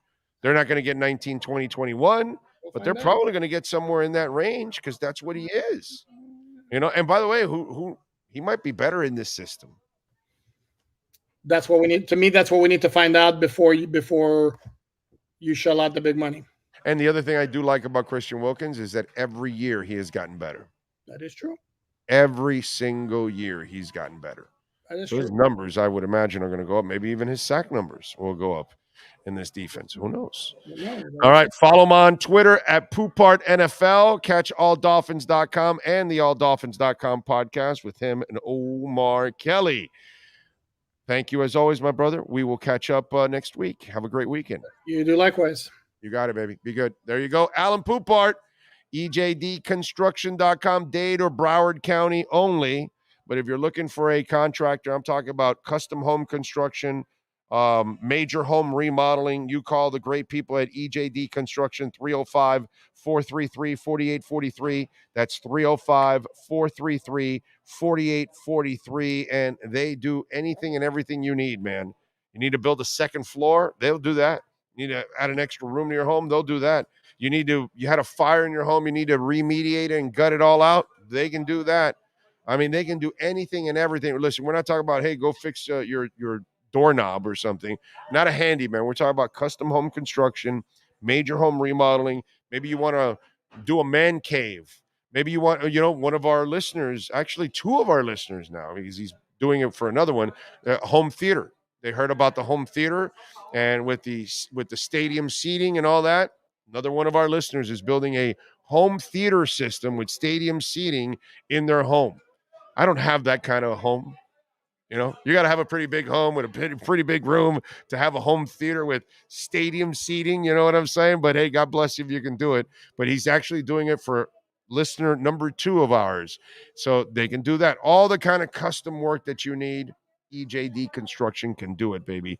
305-433-4843. Only Dade and Broward counties, by the way. Okay, so Palm Beach, Monroe, I'm sorry. Unless you want to call him and bribe him. Maybe he'll drive a little extra or whatever. But call my man Eric, 305-433-4843. You've been listening to the EJDconstruction.com Miami Dolphins Report with Sports Illustrated's Alan Poupart. For additions, home remodeling, and custom work, call Eric at 305-433-4843. EJDconstruction.com is your custom home builder and general contractor you can trust. 305-433-4843. All right. Bitcoin holding strong over 30,000, 30,300. Ethereum holding strong over 2,000 now. Love it. Love it, man. And you got the Ethereum Shanghai update today. That upgrade, and looks like there's been a little bit of a bounce. Had a good jobs report today. Twitter adds Bitcoin and crypto to it, and they're doing it through eToro. So really good day on the crypto front. And we're watching all kinds of developments going on with Bitcoin too, man. Crazy stuff. This is going to explode, man. Rushing the passer is not Wilkins' job. LOL. That was a really, really silly point by Poop. He can rush the passer. I mean, it's and he pressures the passer, even when he doesn't get a sack. I'm a big Christian Wilkins believer, bro, and a fan. I think you sign him and you bring him back for a nice fat ass contract and take care of him because he is a player and a half. He just makes things happen there. And I think with a better coach on defense, we'll make him better because he's going to scheme things better. I'd give Wilkins an extension just to watch him get in Josh Allen's head. That's funny. It's funny. It's good, too. I like it. So many people underestimate how good Wilkins is. I know. It's crazy, right? Look, we have back-to-back guys that underestimate Wilkins' value on the team. Yep. But, I mean, beauty's in the eye of the beholder, man. It's the way it is, right? We all see the same thing, but we might be, interpreting it differently. That's all. That kind of stuff. That's what goes on. What are you going to do, right? By the way, Sports Grill, great place to go. Relax, hang out, watch the Panthers tonight against the Hurricanes. Watch a little Marlins. They're off tonight. Tomorrow, the Marlins will get back in action again. So they'll take on the D-backs. You can watch it over at Sports Grill. Inter Miami playing on Saturday. You can watch it at Sports Grill. Miami Heat got a play-in game tomorrow against Chicago. You can watch it at Sports Grill. Come on, man. The draft is just around the corner. You can watch it at Sports Grill. They've got all kinds of things going on. Monday, $7 single smash burger. Tuesdays, $2 tacos, chicken, fish, or beef. Wednesdays, the kids eat free with the purchase of an adult entree. And you can take your hot sauces home. Yeah, the buffalo sauce, the Miami Heat, the blackberry, the barbecue, the Dale. And they've got 8 great locations. Yes. Doral's the newest location, so go check it out. Go to sportsgrill.com. There you go. Sports Grill. See that guy that was arrested for throwing wings at his wife? And the good thing is it wasn't Sports Grill wings, because if he throws special grilled wings and wastes them like that, you got to put his ass in jail for life. Yeah, on a Bright Line train, yes. Okay? Put him in jail and put the jail right on a Bright Line train track. Okay? Trying to you ruin special grilled wings and I'm killing you. Okay? Coming after your ass if you do that. Let's see. What do we have here? It's not silly talk when you stop the run on third down. I'll say that it's important. It's an improvement for Wilkins, but besides that, we need more sacks and more nut grabbing. There you go. That's important. Well, you need your defensive ends to, help out in the sack department a little bit more. Okay? I wouldn't necessarily blame it all on Wilkins. I blame it on some of your outside linebackers or your other defensive ends, They need to do their jobs. Tua Time says, my Pelicans crapped the bed last night. I'll be cheering for the Heat for all you guys tomorrow. Zion should be ashamed of himself. He can't play, but he can do windmill dunks in pregame warmups. You know what I tripped out with Zion soft-ass Williamson? He says he's physically ready to play, not mentally. What the hell does that mean, dude? You're in your 20s. I don't see. Do you have like 5 kids and a wife or something? Like, what's wrong with you mentally? If he had that, he'd have to play. Yeah. He would definitely need to play. Like, what's mentally? What happened to Zion? Is he on a bad string of video games? Did he get beat in NBA 2K too much or something?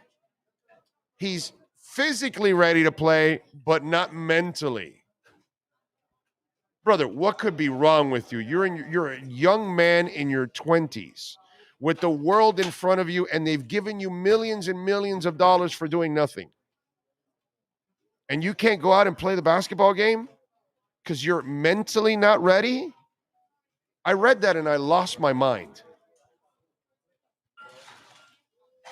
What a big ass wuss this Zion Williamson is. I thought I'd read somewhere where he read a lot about what people were saying about him being out overweight and everything else. Yeah, so you're a fat ass.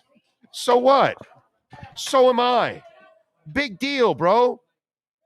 Face it. Admit it. Look at yourself in the mirror and say, yeah, I'm fat. Be one with the fatness. Yes.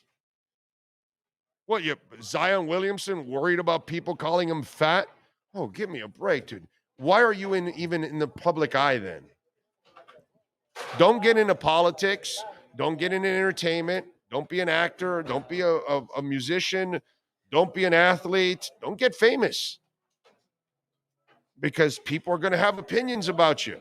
And by the way, when your fat ass keeps going round and round in the drive-thru, then that's why they're going to say you're a fat ass. Zion, may the fatness be with you. May the fat be with you. There you go. It's not may the fourth be with you. May the fat be with you. They made an arrest in the Cash App stabbing. Oh, yeah, I know. I saw they caught the guy, yeah. You heard who the guy was? No. He was another fellow tech executive. He was the founder of Expand It, a Silicon Valley tech startup. Apparently there was a confrontation in a car they were both in, and then that's when the stabbing happened. Wow. So those two had a confrontation and then in the car. They were in the same car. They were driving the same car. Holy crap. And then there was a something happened in the car that started in the car that was registered to the suspect.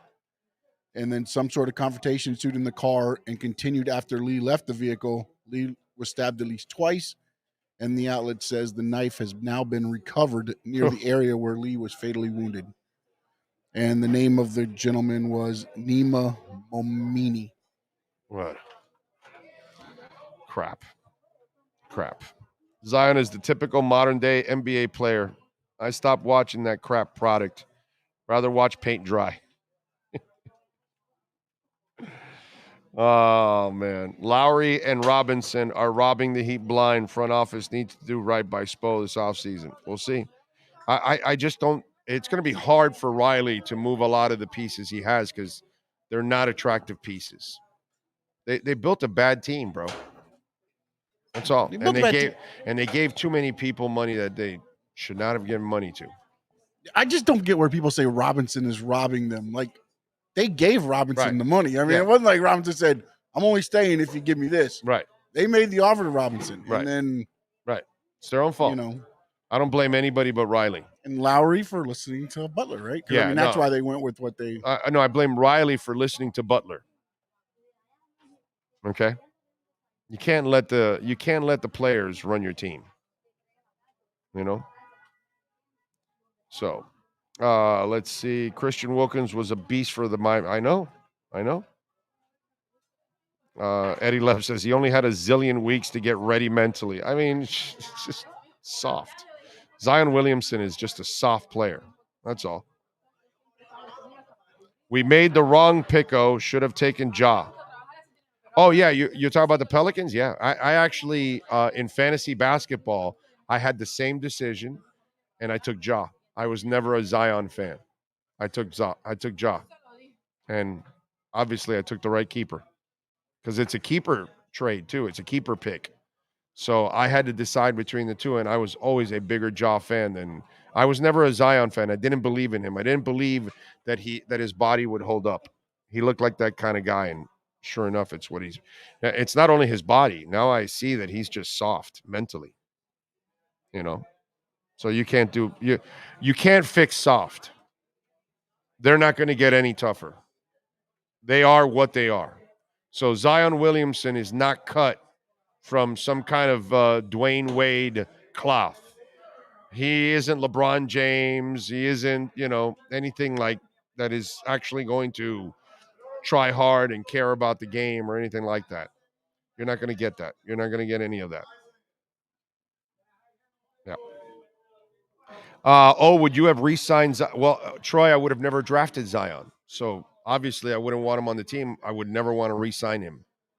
Yeah, no, I would have. I don't want anything to do with Zion Williamson. Anybody that was listening to my show knows that I was never a Zion Williamson fan. At no point. So I just didn't believe in him, and I was right for not believing in him. What else do we have here? I remember Channing Crowder saying the Pelicans made a mistake of not drafting Ja after the draft. He was 100% right. If that's what he said, I've heard Channing pick on when I've been in the car at times and I catch the guys. I've heard Channing at times pick on Zion, so I know he wasn't a Zion fan. I don't know about the draft stuff. I don't know that he wanted Ja over Zion. That I didn't know, but I've heard. I know that he's not a Zion fan because I think he also calls him like Fat Boy or something like that too. Baby Fat, is that what he calls him or something? Yeah. I know that Crowder rips him, so Crowder's got it. Yeah. I'm not so.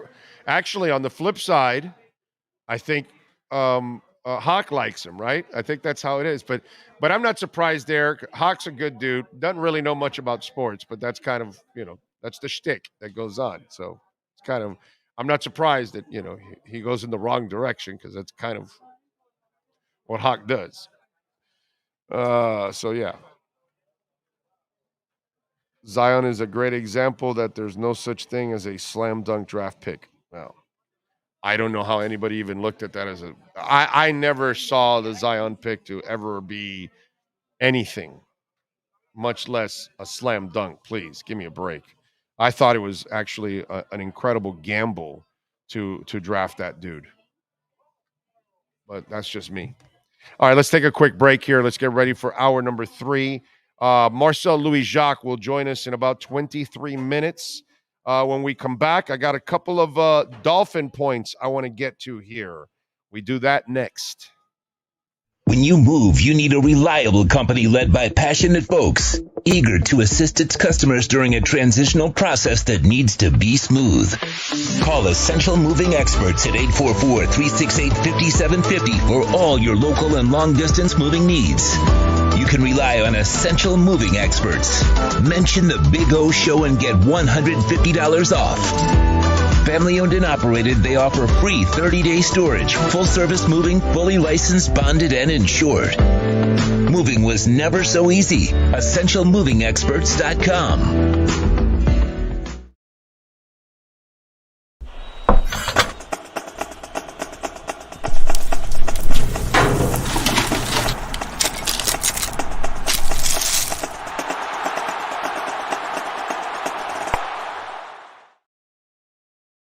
There's no need to drive around South Florida wasting valuable time looking for a new or certified pre-owned Acura. Go to the #1 volume sales dealership in the Southeast United States. Craig Zinn's Acura of Pembroke Pines. Purchase with pace and space in a dealership tailored to your needs. From home buying to providing that personal touch. Contact the 2020 Satisfaction Award winner Craig Zinn's Acura of Pembroke Pines. 888-776-5123. That's 888-776-5123. Or visit them at 15601 Pines Boulevard in Pembroke Pines.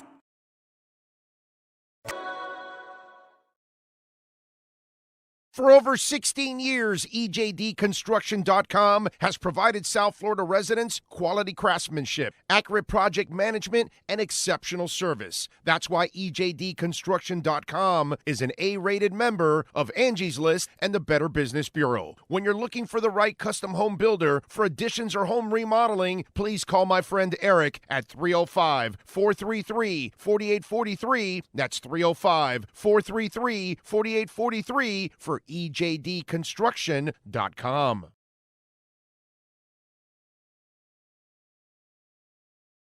Welcome to Red Light Therapy, a revolutionary technology perfected by NASA to aid in muscle strengthening and recovery. Red and infrared light has the capacity to penetrate deep into the cell's mitochondria, potentially leading to increased energy, faster recovery, and the optimal performance your body demands. Train, fight, recover.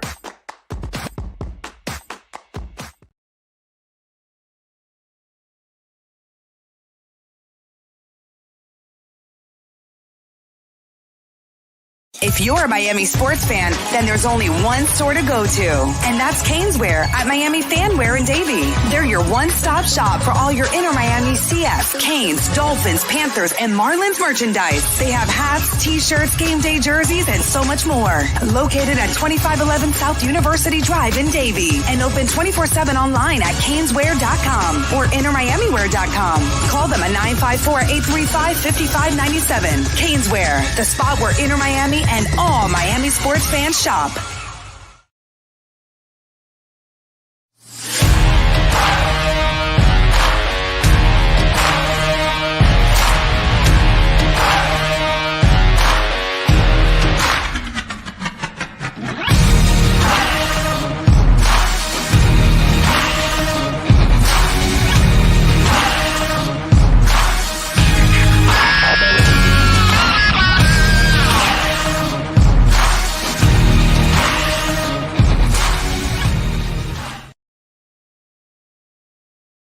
Viewpoint statements or beliefs expressed on the following program by the host, guests, or callers are not necessarily the opinions of FantasyXS.com, Media Group Inc. ownership, management, sponsors, or website. When it comes to South Florida sports teams, very few in the media have witnessed, lived, and covered it like the Big O. Let's start the program dedicated to your favorite South Florida teams with a passion that's unmatched. The Big O Radio Show is on. Here's the Big O.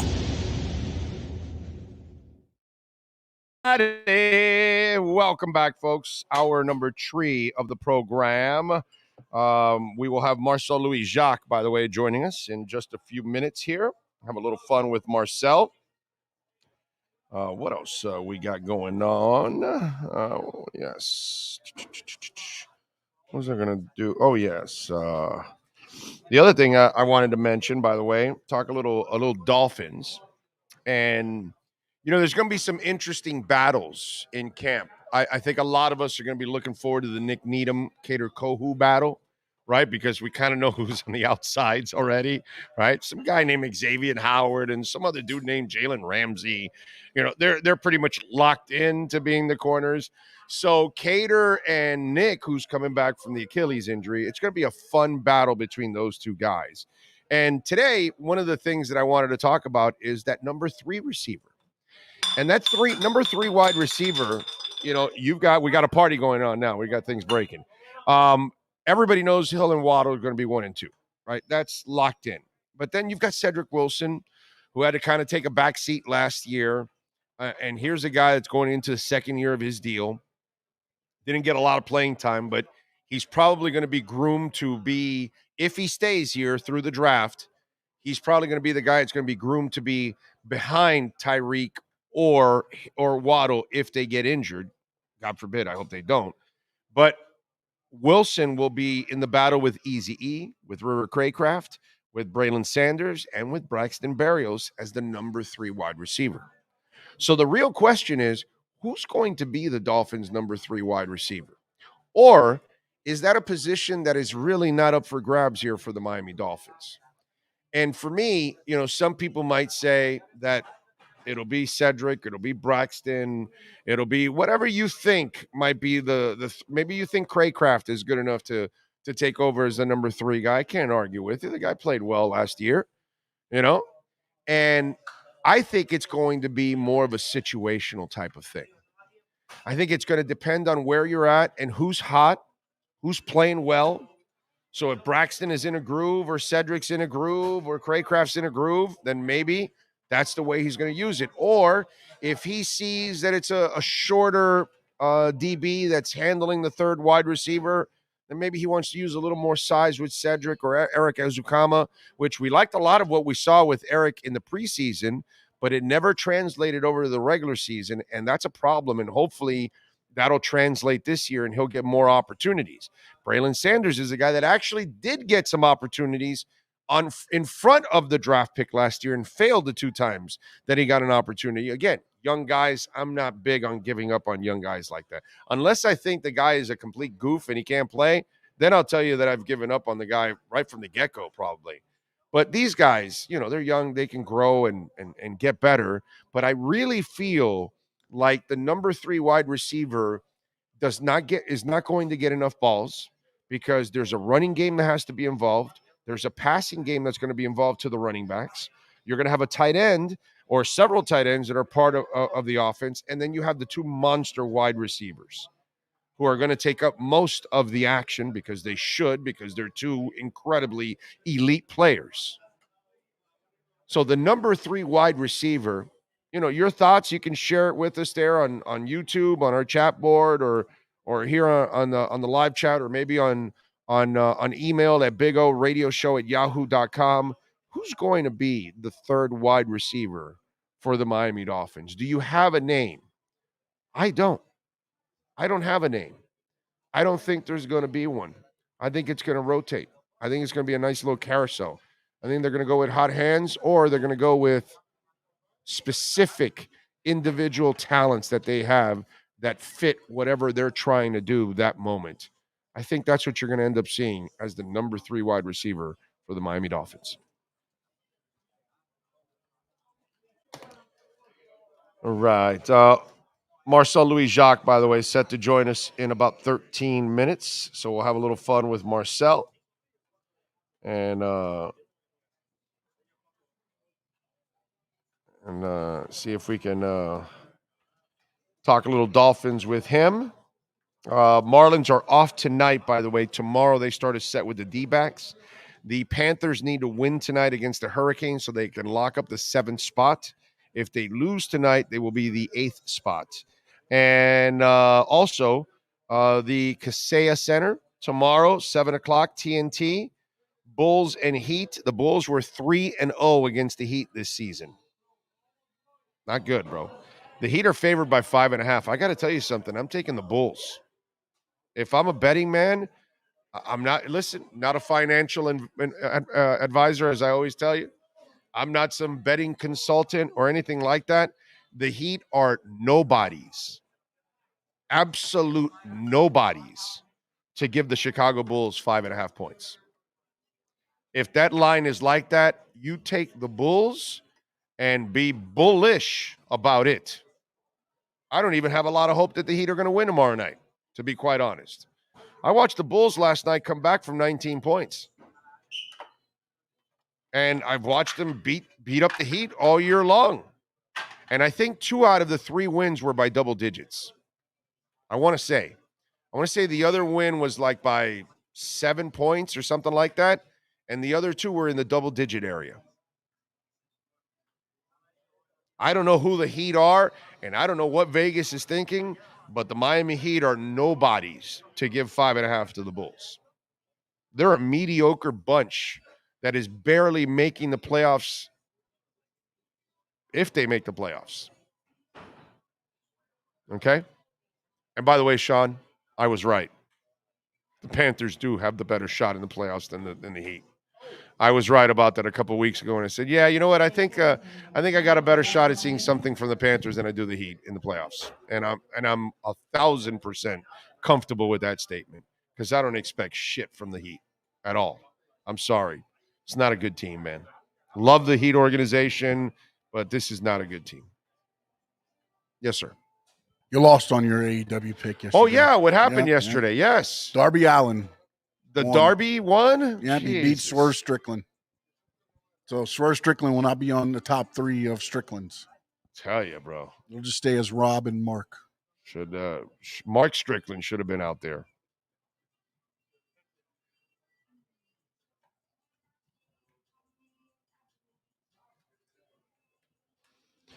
Oh, Lord. What else do we have? Oh, did you guys finally get to see the Sunday ticket prices?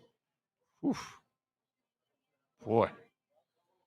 I hope you got some cash. Well, you know what? If you made a lot of money in Bitcoin, you got a little money there, you can actually do it and you'll be all right. You can afford it. But the prices for YouTube are steep, dude. I mean, steep in a big time way. All right. So if you're a YouTube subscriber, if you get it before June 6th, it's $249, which isn't too bad. If you purchase it after June 6th, it goes up to $349. If you want the bundle of the Sunday ticket and the red zone and you do it before June 6th, $289. After June 6th, $389. For non-YouTube subscribers, if you order the Sunday ticket a la carte and keep the current satellite cable streaming service, $349 before June 6th. After June 6th, $449. For non-YouTube subscribers, if you want the bundle Sunday ticket with red zone, $389 before June 6th, $489 after June 6th. Okay? So, by the way, DirecTV had 2 million Sunday ticket subscribers offered the service for free for one season for many first-time DirecTV subscribers and charged others $300 or as much as $400 if they bundled with DirecTV's Red Zone channel, which has been eliminated. Moving forward, there will be only one Red Zone channel, not two. So there you go. So if you've got the cash and you're a YouTube subscriber, I suggest you get it right away before June 6th because you're only going to pay $249.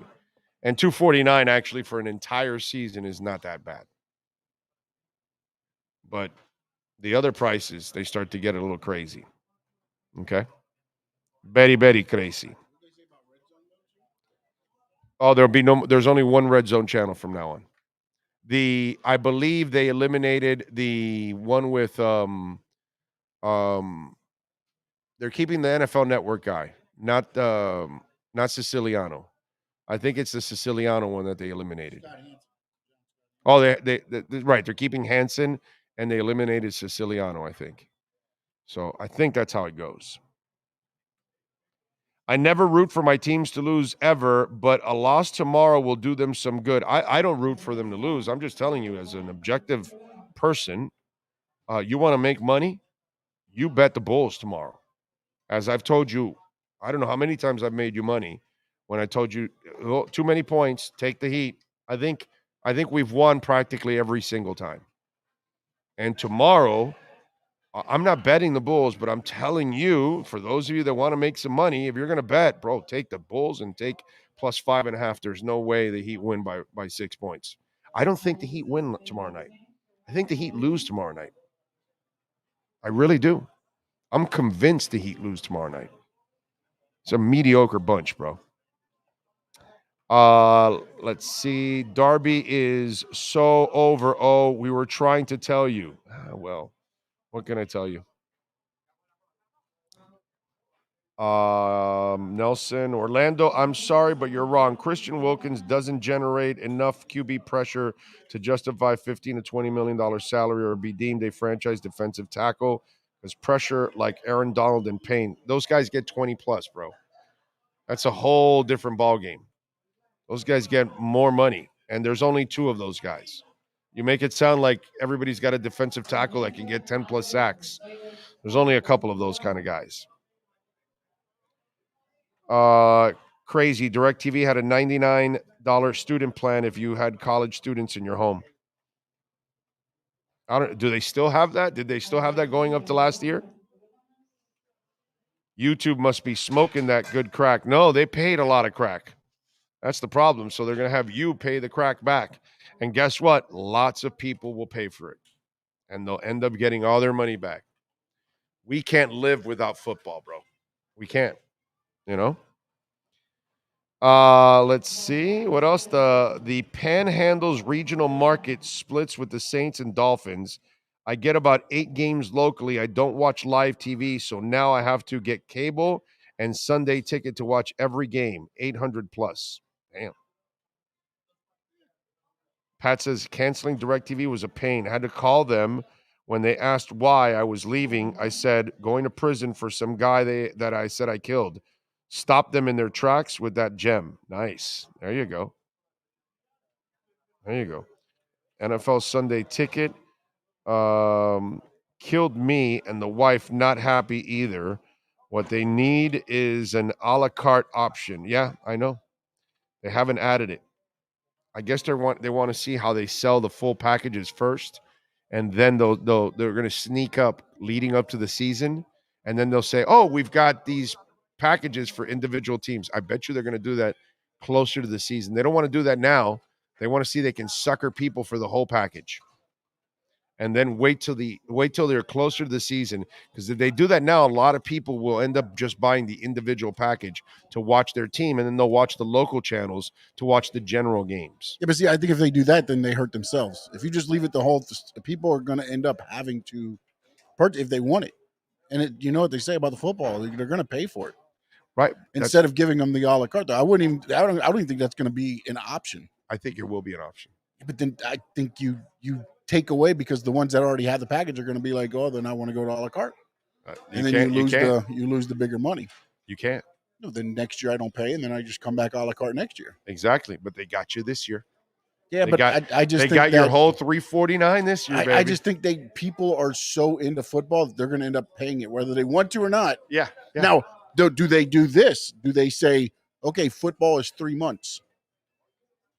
You pay, 3 installments during the thing, so you don't have to come out of the whole, I don't know, 360 or whatever it is once they up the price after 60 days, and say you can do 3 installments of $150, and then you get the whole thing. But now, after you pay the $150, you get this, but then when you don't make that other $150 payment, you lose it. Right. You know what I'm saying? Like, I can see that happening more than I can see them saying, okay, get the Dolphins for $125. Right.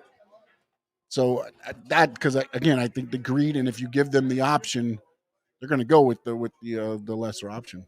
You are correct. DirecTV was good because they would let you pay in installments with your DirecTV bill.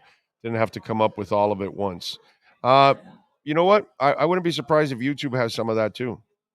Because, I mean, you pay monthly for the service, so why wouldn't they do something like that? I can see them, working something like that in eventually. The only big question the Heat have to answer now is what they're really believing in doing for next season. Blow it up or keep having false hope in this team.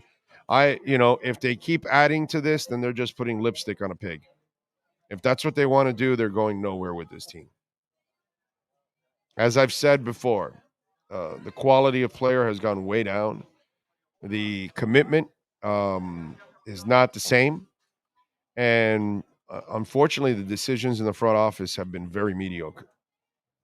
So, not impressed. If they do decide to keep it the way it is, Riley's gone sooner. Yes. Right? Yeah, because I got to believe that if nothing's getting done, then right, he's easily, because as you said, it's going to take it's going to take him a couple of years. So so he'd have to do it right now to get it rolling. Right. And then he sticks around. If he does nothing, I think it's more. It's just I'm going out after a year or two. Trying to plug the dike. Yeah. That's all they're trying to do. Yeah. That's exactly what's going on, unfortunately. But yeah. By the way, Packers are still holding out for a first-round pick for Rodgers. I read that. Yes. I read somewhere where the comment that he made on was it the McAfee show, or when he came just from a basic interview when he talked about before he went into the dark, he was 95%. Oh, 90% retiring, 10% playing. Yeah. Yes. Yeah. That kind of stopped the Jets in their tracks a little bit. So, where you said that before, like, how are you going to put all this money on a guy that got 1 foot out the door? Yeah, he's got 1 foot out the door. I think I saw a story there on, I'd be very concerned. It could have been clickbait, but I did not click all the way through. But it was interesting to see that was thrown out there as well. I find it, if you got 1 foot out the door, bro, then I got no time for you, to be quite honest. That's the way I would look at it. That's a person that I'm not sure mentally is going to be all in. When you say that, it's kind of like when you give 2 weeks notice that you're leaving a job. You ever done that? You give 2 weeks notice. How do you feel that second week when you're about to leave? Do you really care about the job you're currently at? Are you kind of half-assing it at that moment? Yeah, you are. Why? Because you already gave your 2 weeks. You're done. You're history. You're in the archives. So that second week, you're barely trying. So when I hear Aaron Rodgers say, well, I was 90% retired going into the dark retreat or whatever. Yeah. That's like me saying now to Sean, Sean, we're going to keep this going for many years, but I'm like 90% retired already. Really? Sean's going to really deep down inside go, yeah, this guy's 90% retired and he's going to grind for the next 4, 5, 10 years? No. No, this isn't an easy job to do. You can't go 10% on this job. That's what I'm saying. Like a lot of careers, you can't go in 10%. That's not, only writers do that. Writers are like 5%. We'll talk to one next. Marcel Louis-Jacques. I think he's like 4% in, 96% out. It's amazing. I don't know how he stays working. It's awesome. It's impressive. Welton Rayom, Miami Dolphins report is next. All rise, football fans, as the Welton Rayom Miami Dolphins report with Marcel Louis-Jacques is in session. Welton Rayom has more than 62 years of litigation experience handling insurance disputes. They are committed to resolving even the toughest insurance claims quickly. Call them for a free consultation. 954-966-4646. Here's Miami Dolphins insider Marcel Louis-Jacques. There he is. I tell you, one of these days, I'm really gonna pop out in a robe and a gavel. One of those long powdered wigs that comes down to my shoulders, make me look elegant. We have the best listeners in the world. That if I ask the listeners, can you guys send us a custom, a costume robe, they'll send it to us like right away. Seriously. If you guys want to see Marcel in a robe, let's go. Make it happen. Make it happen.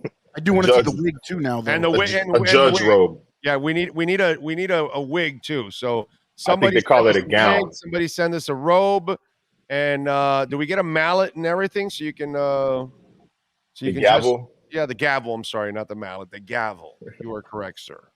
All right, we'll do that also. So let's go. You guys want to see him in a judge's costume every time we do this? Come on, let's go. We can do that. Let's start with a little Miami Dolphins talk.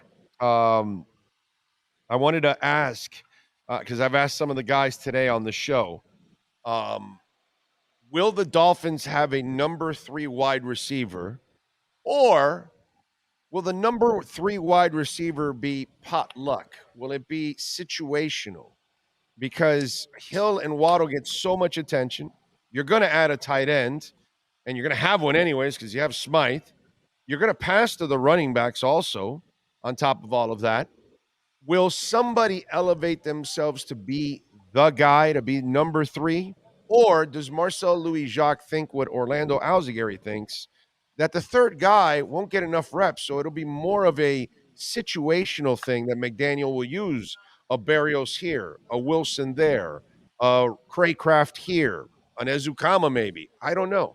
Your thoughts? No, I can see a world in which that quote unquote, not wide receiver 3, but the third receiver, we can say the third pass catcher, PC3, if you will, is more by committee than anything else. Because when you look at that crop of wide receivers, nobody really jumps off the page. I think Braxton Berrios has the best opportunity out of all of them, out of him, Craycraft, Wilson, Ezukama, to be wide receiver 3 by default. I think, his numbers last year, he wasn't necessarily used properly last year. I think it was the quarterback play really brought that offense.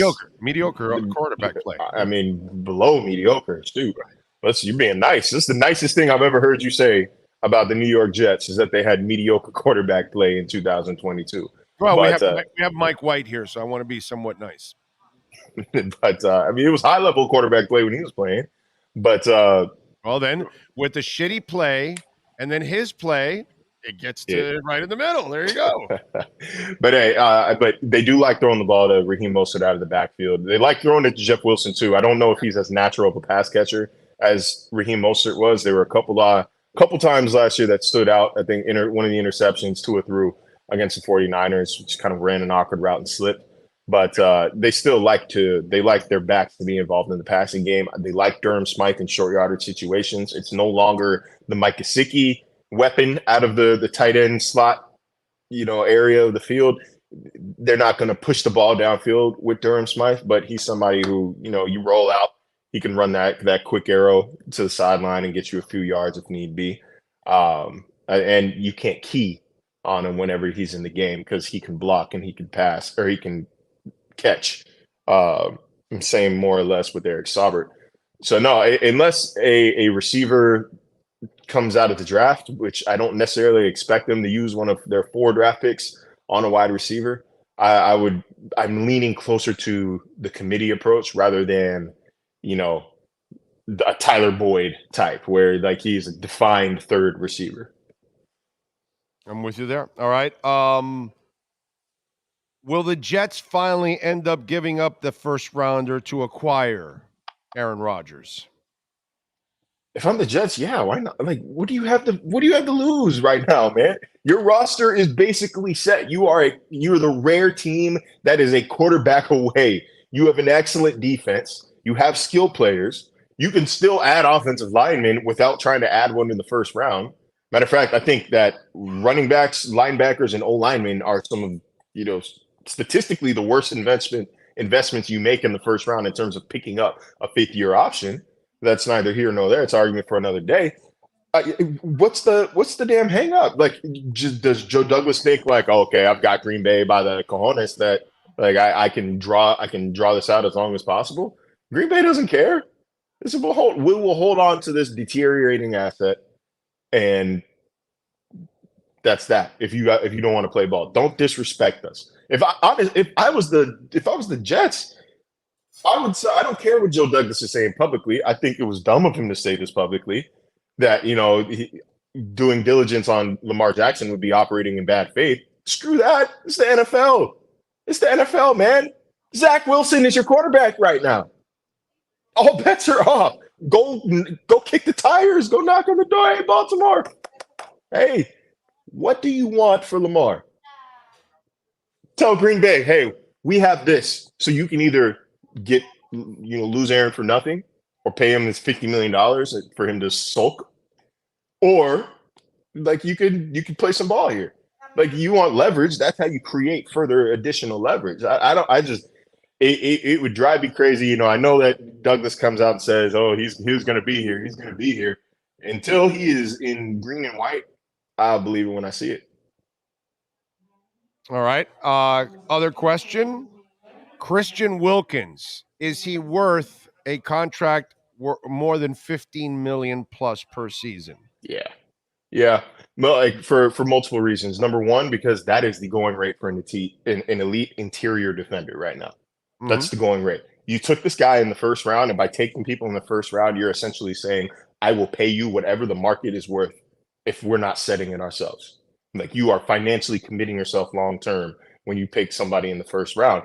And he has been highly effective. He's right up there. He might not be the total, difference maker that Jeffrey Simmons is. I think Simmons is closer to the Aaron Donald category, than Christian Wilkins is. But Wilkins is highly effective against the run.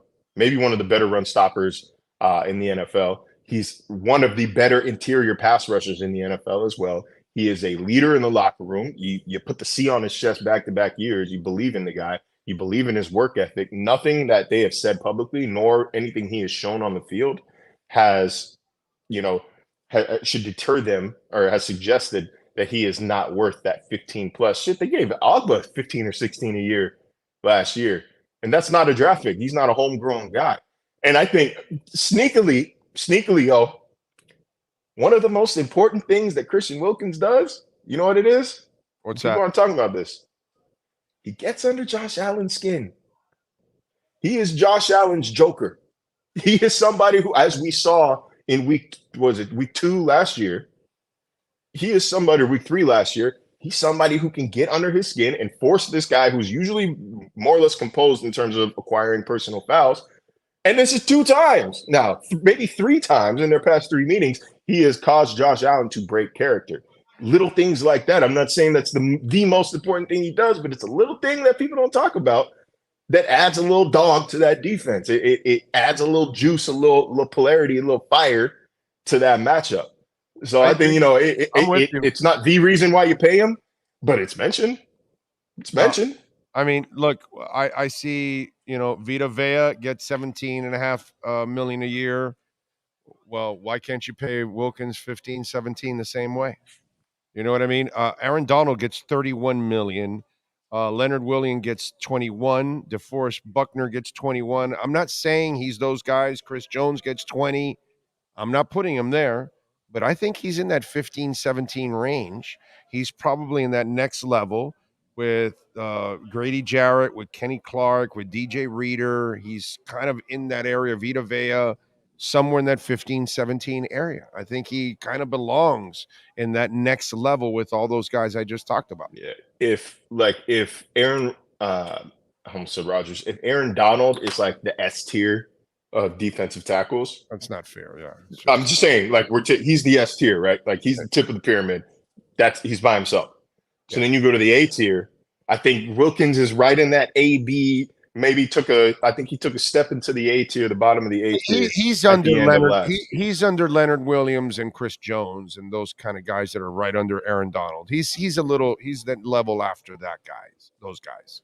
I got to give those guys. I think he's. I got to give those guys. Those guys get like 10 sacks plus a year, bro. I got to give those guys the slight nod over Christian. He's the next level. He's with Vita Vea, like I said. He's with So we're saying B tier. We're saying B tier. Yeah, B tier. It goes S-A-B. So we're saying Aaron Donald is just nowhere. He's S. Like that's nowhere. It. Yeah. And then your Jeffrey Simmons, your Chris Jones, your Leonard Williams. That's the A tier, right? And then I think right, exactly. I think that's probably fair. I think again he's upper middle class.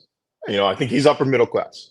He can depending on the game, because like he might not get the sacks, but like sacks are kind of misleading because he still gets the pressures and the tackles for a loss. Yeah.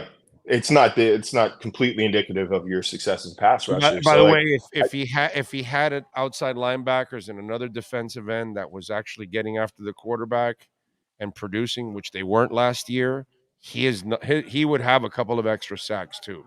Because if you had I'm expecting Chubb, now that he's got his defensive coordinator here that understands him, I'm expecting Chubb to play at a high level now. And if you get Chubb playing at a high level, then all of a sudden now I just think it gets Wilkins to another level too, if you've got to worry about other people, getting after the quarterback. And last year there was really not enough people that were getting after the quarterback. That was the problem. Well, and also the defensive coordinator was calling cover 0 on 3rd and 15. I will never let that go. Yeah. I will never let that go. That's the worst defensive call I think I've seen since they had to try anything. Since that Hail Mary that the Jets lost to the Raiders a couple years ago, the Henry Ruggs Hail Mary, when it's like all you got to do is play prevent and they go like cover 1 press. Like that, it sucks was right up there. It sucks when your secondary can't cover, and when your front can't pressure. It puts your defensive coordinator in a position that they just whatever they call, they're screwed. And so I see why he tried that crazy ass stuff. I get it, bro. And whether you agree with it or not, nothing was really working because it's hard. And the first quarter, that defense kept them in every single game, every year, the entire year, bro. Now, they were never blown out, ever. The 2 games that they were blown out, the team came back, which was the Lions and the Ravens. They were blown out, and then they shut down the team in the second half and allowed the offense to get back in the game and win the game after that. But there was not one game, no matter what, you can pick on a play or whatever, but in the end, there was not one game that the defense got blown out and you said, well, they lost because the defense couldn't stop anybody that day. No, but there were a few where they didn't win because of the defense. Chicago, they didn't win because of their defense. They won by just simply scoring more than the other team. I know that sounds simple. That's the basic tenet of football. Yeah. But like there weren't a whole lot of games that you're saying like, okay, the defense won that game. And having said all that, that's the one knock that they've had. The running quarterback has always killed them because they don't have linebackers.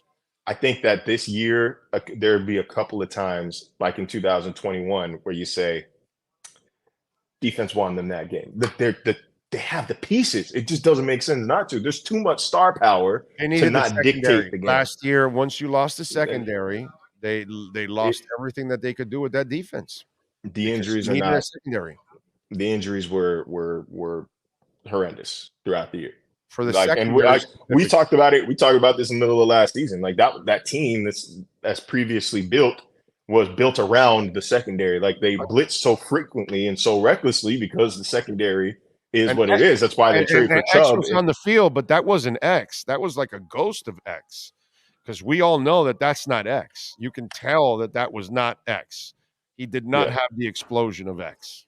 You can tell that wasn't him. So that whole secondary, the only guy that was healthy was a safety, and that's it. And that poor kid had to like play grandma and cover up for everybody, and he couldn't even play his game this year. Watch him with those two. Either way, he's gonna have 8+ interceptions. I think, because safeties generally take a leap under Vic Fangio. When you look at Jackson, when you look at the kid out of Denver, Simmons, he's gonna have two healthy monster corners, bro. That's all I care about. I don't give a shit about the Fangio stuff. He's gonna have two healthy monster corners. If he has that, he's gonna steal balls left and right. He's gonna be a monster this year. Yeah, I think, like, again, all boiling down to my point that, like, this year, and we said this last year too, but like I think there's more reason to believe it this year based on the additions that they've made on the sideline and on the field, that the defense should win them games, not just keep them in it, not just not lose them the game. Like, I think the defense could be the reason. Like, when we saw the offense stall out toward the last month of the season, I think that this is a defense that can take the ball away and actually add points, actually score. So, I'm talking like this is like Patriots 2020 or 29. What was it? Was it 2019 or 2020 when the Patriots defense was like scoring a defensive touchdown every week? Oh yeah, I remember that. You know what I'm talking about? Like, I think you can see that caliber of play. There's just too many ball hawks. There's too many difference makers. And now there's a guy who's already considered one of the best defensive minds in NFL history, who's had a year to prepare, who's had a year off to step away from the stress and say, okay, I see what y'all are doing. I've got something for you. Now, I think defensively, this is an exciting year for the Dolphins. The NFL has approved the new helmet, and you wrote an article about it. But the improvements are, 7% is. I mean, it's an improvement, but it's not like anything. Now, will Tua use it? Yeah, I would expect Tua to use it because he currently uses the highest rated safety helmet in the NFL, but you never know because players are pretty finicky about the helmets that they use. So, I can't say with all certainty, but if I had to guess, then yeah, I think you're going to do whatever you can as in his best interest to protect him. I think that he uses the new helmet.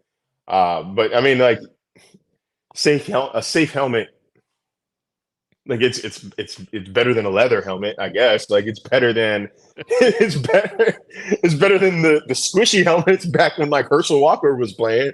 Right. But like, there is no, I dare to say that there's no such thing as a safe helmet.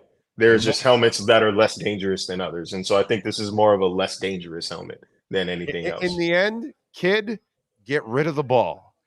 Don't hang on to the damn ball for 5 seconds. Don't take unnecessary hits. Don't go taking on tacklers and putting your shoulder into them. That's what Tua has to do. He can wear that helmet, but it won't mean shit if he's hanging on to the ball for 4 or 5 seconds and taking unnecessary hits. In the end, Tua's just got to use a little bit more common sense out there to protect himself. That's really what's going to save him more than anything. Yeah, it's kind of wild that he doesn't break out of more. He doesn't break out of more tackles, because I know everybody saw the Nick Hicks clip of him throwing to Tyreek. I know everybody saw how big his damn quads are. Like, we talk about Saquon's all the time. Like, Tua's right there in terms of just leg thickness, leg strength. I'm surprised he doesn't churn through it. Maybe that's why he takes so many hits, because he believes he can churn. He knows he's strong enough to churn through, in theory, an arm tackle. But yeah, I agree. Throw the ball away. Extend when you can, but like, it's a matter of feel. But I do like seeing that his shoulders and his neck look a little fuller right now. So that's good, because that's good for the base of his head to kind of control it. So not just the helmet, but also so you can have a little bit more strength there. I was joking with Hicks, and I was saying he should go Steve Grogan style. And Grogan was a quarterback for the Patriots back in the day. Thank you. And he wore a neck brace, and it actually looked pretty cool. You know, if you can, just Google Steve Grogan, Patriots quarterback, and you'll see the thing that he wore. It wasn't a bad look for him.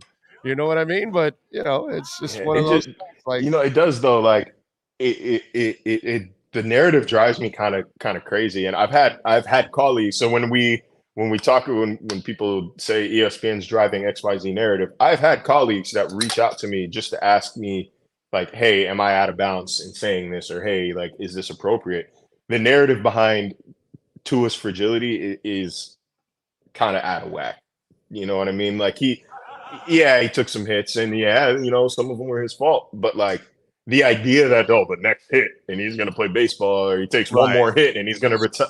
Stupid. Dude, you could say that about literally every scenario in any sport, any aspect of life. I could take 2 steps out my door right now and it could be my last. There could be somebody out there with a weapon there, or I could have an aneurysm. Like, anything could be our last. I hate it. I hate that narrative so damn much, man. It drives me nuts. Look at our boy Adam Beasley. If you look at his headline, Tua's concussion problems. Yeah, he doesn't really have concussion problems. He just had an issue this year.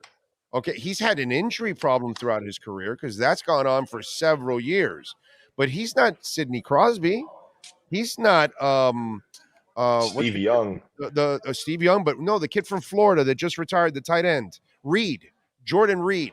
He's not Jordan Reed, bro. That he's having a concussion every year or two. That's not who he is.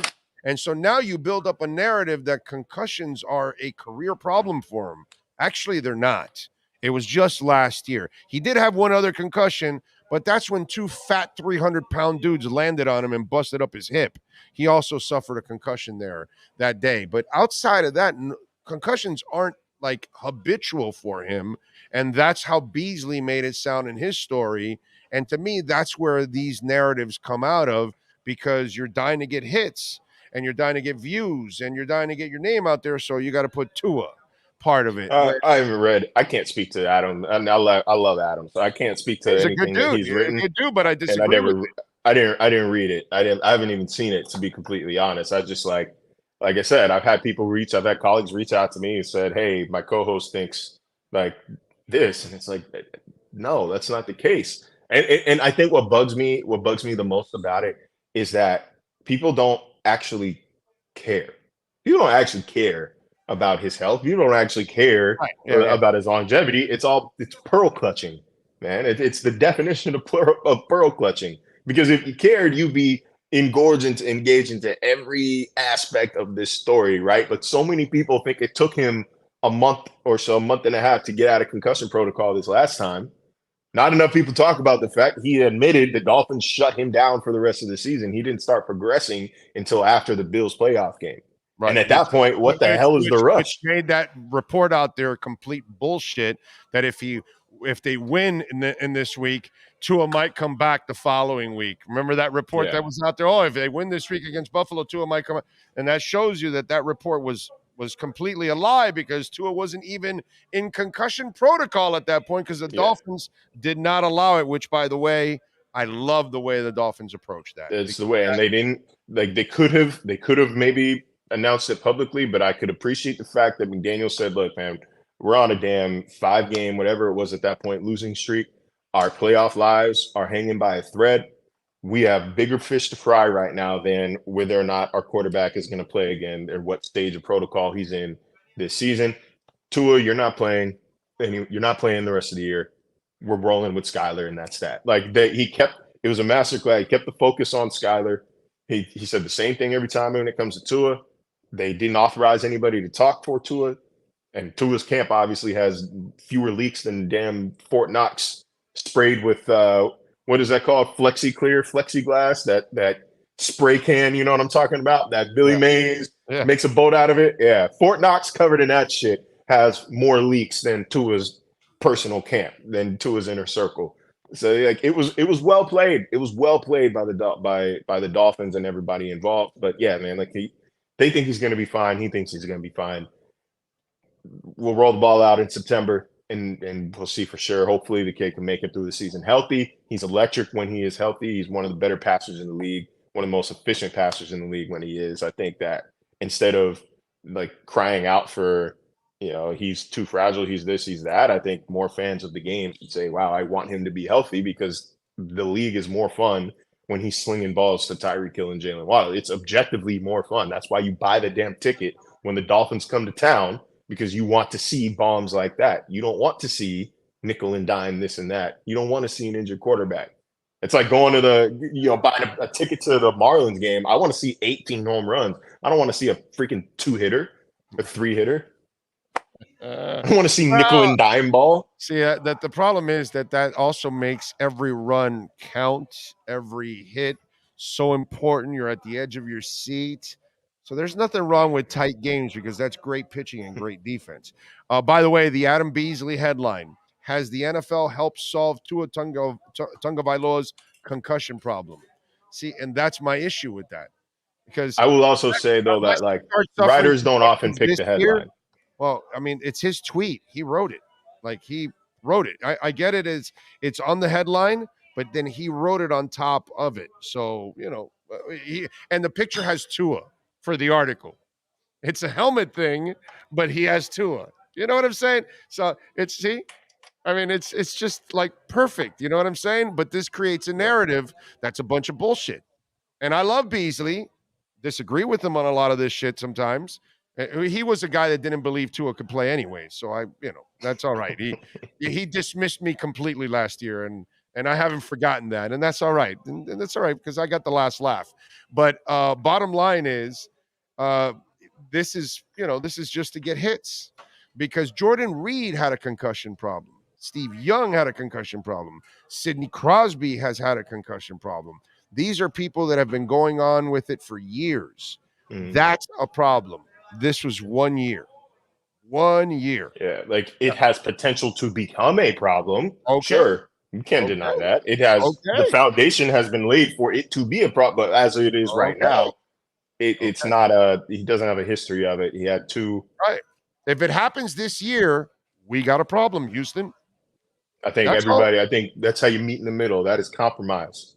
Right. This is the court of law. This is how we found a compromise here. Yeah, it's got to happen again this year for it to be a problem. Like his injury history, that, my friend, has been a problem. That you want to tell me that Tua has an injury history problem? Okay, I'm all good. I'm stepping back because that's the only concern I've ever had for the kid. But concussion problem, that to me, that's sensationalism at its finest right there is what you're trying to do. Are you buying that the Odell Lamar Jackson experiment will work? It's not. It's so hard to opine on it right now because we haven't seen Odell in like 2 years. You know what I mean? Like I haven't seen Odell since the first half of the Super Bowl, and it's hard to even rely on him. Last year, the thing is, like he produced with the Browns. Barely 1,000 yards, but still 1,000-yard receiver back-to-back years. And his Giants years were just outrageous. However good you think those numbers are, if you go look at them, you're going to be surprised, pleasantly surprised. So like, I would like to think, okay, it's not like the guy forgot how to play football. He's got to be fully healthy. It's been a year since. He's not necessarily injury prone. He's had a couple freak injuries. I would like to think that like he could put up another 1,000-yard season. Yeah. Is he going to be, 1,500 yards all pro? I don't know about all that. I don't even know if this means Lamar is coming back. Like that's what we heard today. Odell's like, yeah, I mean, I hope he's back there, but that wasn't the terms of his signing. No, the terms were, ain't nobody giving me this money. I'm taking it right damn now. I was about to say, look, I love working for ESPN. I love it, man. I love it. But if, I don't know, awful announcing or fan-sided or the Jerry and Jerry and Jody blog from Seguin, Texas, offered me $500,000 a year of legit money, gotta go. I will forego my Disneyland passes every year and say like, hey, baby, I'll buy us a season pass. I'm sorry we don't get in for free anymore. By the way, money talks. Like, it's hard to say no. Are you saying land or world? I'm not, because I know you're a West Coast guy, but you're in the East Coast. So What did I say? You said land, but Oh, you well, could be. But it I don't don't matter. know. I can go to either of them. It doesn't matter. Disney is Disney, baby. I know, but if you got annual passes, it's a little harder for you on the West Coast. So that's why I was asking.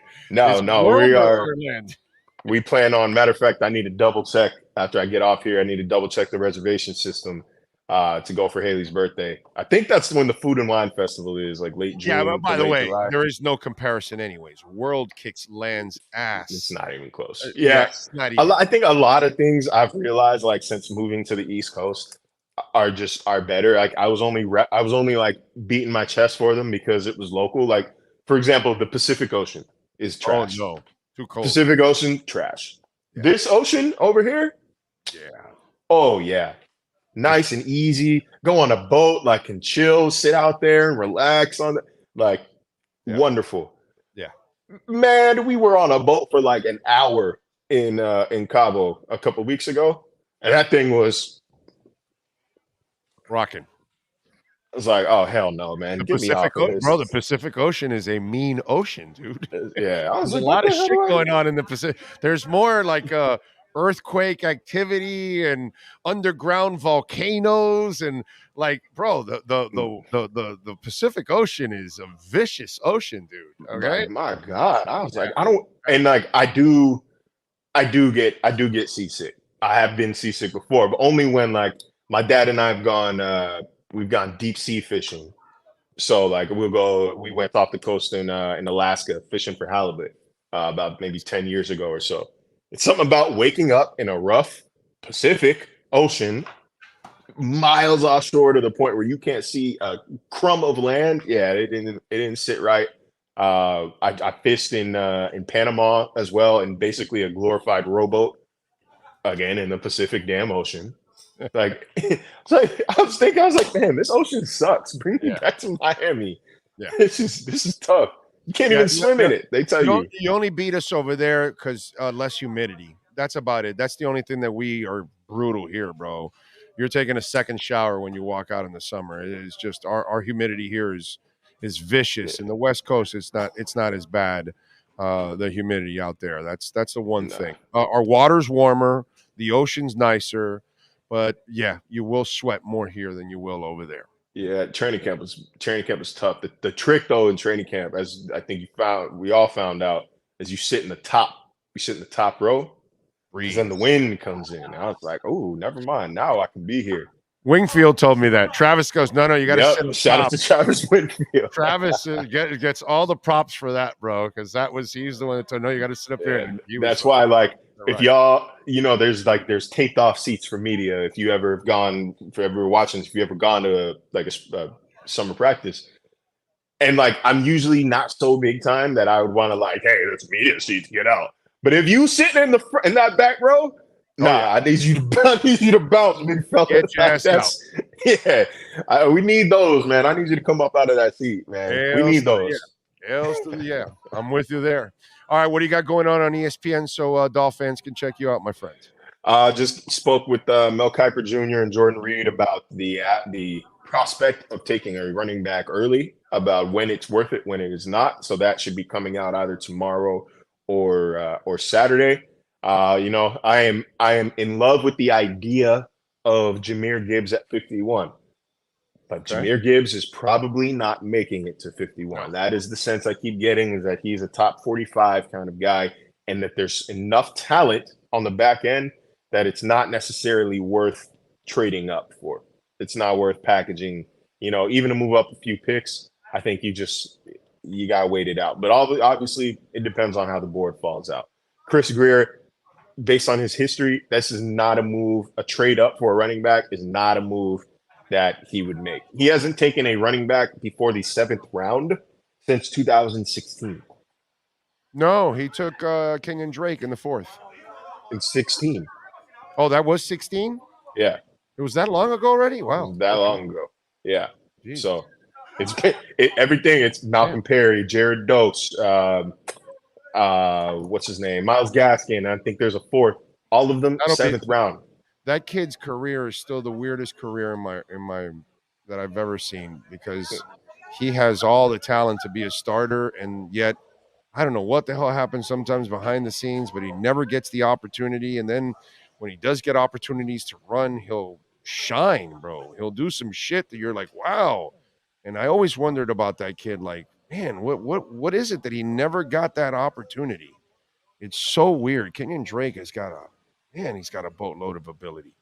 It's almost the smart move, though, if you think about it, like just being that, like the second back, because you're right. It's a lot more tread on your tire, or less wear and tear on your body. So your longevity, you can keep signing $6-7 million contracts every couple years. But he's talented enough to be like one of the better ones in the league. It's really odd how it's never really jived for him. And I don't know what it is. I don't know if he's an odd bird or something behind the scenes or something. I don't know what it is, bro. But Kenyon Drake is just one of those guys that I look at and I just wonder, what if somebody said, you're going to be our number one guy? Like a couple of years ago, like 2 years ago, when the Raiders drafted the 2 guys in the 6th and 7th rounds to then replace him, I was like, what the hell are you doing? And they were just open to getting rid of him. It was just like the weirdest thing, dude. Odd. I think they overpaid him, though. I think that was the issue. Yeah, I know that they were paying him like $7 a year, and like he should be signing for $7 total. You know what I mean? Yeah. Like they gave him like that Chase Edmonds money. And I even told his agent at the Senior Bowl, I go, dude, I don't know what the hell's up with your client, bro, but he should have had a much better career than he's had right now. And he's like, me too. So it was kind of like feeling the same way that, but it's just really odd with Kenyon Drake. Anyway, follow him on Twitter at Marcel_LJ. Catch his work there at ESPN. We will catch up next Monday, my friend. Have a fantastic week and appreciate you. Yes, sir. Y'all do the same. Thank you, sir. Welton Rayom, 954-966-4646. Bankruptcy, criminal defense, condo damage, business owner claims, commercial litigation, personal injury, Dade, Broward, Palm Beach, anywhere in Florida you can call them, man. They've got an office also in the Keys. Okay, one of our listeners in Orlando, thank you, sir, came down to Hollywood and hired them. You can call them for a free consultation. And please trust them. Do not trust these insurance companies and their adjusters who are working for them. 954-966-4646. This has been another session of the Welton Rayom Miami Dolphins Report with Marcel Louis-Jacques. At Welton Rayom, they don't get paid unless you win. They handle complex personal injury claims caused by the fault of another in both state and federal courts. They handle auto, trucking, motorcycle slip and fall, and bicycle accidents. Call 954-966-4646. Welton Rayom can help. All right. Let's see. Any questions here? NFL Network offers Marcel more money. Marcel will jump on it like Odell did. Yeah, I mean, all of us should. Anybody offering you more money? You need to go make more money, man. You got a family. You got bills. You got kids. You got car payments. You got mortgage payments. God bless you, bro. Somebody's out. If they're offering you more money, take the job. Good for you. That's what I say.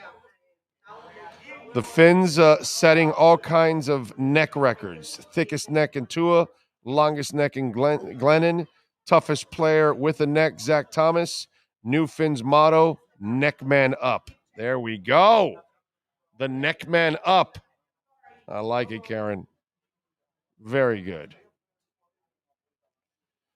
A lot of people in Fort Lauderdale who have flooded houses are probably going to call Welton Rayom. Hey, man, I'm telling you, you got a flooded home. Do not call the insurance company. Call Welton Rayom right now. Seriously, you got flood damage, call Welton Rayom. Do not call the insurance company. Let Welton Rayom call the insurance company for you. That's how you do it. You don't bother with the insurance company. Don't even call them. Don't take their calls. Nothing. You call Welton Rayom first. They send their adjusters. They will call the insurance company for you, and they will get their attention right away. And you're going to get quicker results with a lawyer right away. You're going to scare them straight right away. If you call them on your own, they're like licking their chops, brother. They're like the Flintstones and a brontosaurus burger. Okay? Do want to remind you, redrecover.com, proud sponsor of our program. I've been telling you about Red Recover now for a while. Red light therapy has made a huge difference in my life. I use it for my shoulder wraps. So does my wife. She uses it for her knees, her bottom of her feet. But the hat is also there, redrecover.com. Now, when you go to redrecover.com, it's pretty much for animals now. So we've got the wraps for the dogs, big dogs, small dogs. So if you own a dog and you know they have hip issues as they get older, these wraps will help them. One of our listeners has a Yorkie that had broken legs, and he had steel rods inserted in those legs. And the Yorkie was having issues and trouble with, walking around. The red light therapy has helped alleviate that discomfort for the dog, and he's living a better life. You know how we are with our dogs. We treat them like kids. So go to redrecover.com, and if you're looking for the Red Recover hat that can help you regrow your hair or make your hair fuller, all right, for guys or women, because my wife is also using the hat too. Her hair's thinning, so she's using it to kind of fill out her hair too and make it a little thicker. You can do it too. I've shown you the progress where my natural yarmulke is disappearing and the hair is growing. And if you see when I'm without a hat, you see how full my hair is. And I'm 56 years old, and I've been using it for a long time now. Use it, man. Go to redrecover.com. Use our code Big O. And you won't see the hat right on the website, but if in the contact us, send them an email and tell them that Big O told you about the hat, and you can get the hat there at redrecover.com. All right. What else do we have going on? How we doing in the world of crypto, huh? What's the latest going on? Bitcoin over 30,357. Ethereum holding strong at $2,010, up 5%. I love it. Atom is up to $11.80, up almost 5%. Good stuff. H-bar up 4%.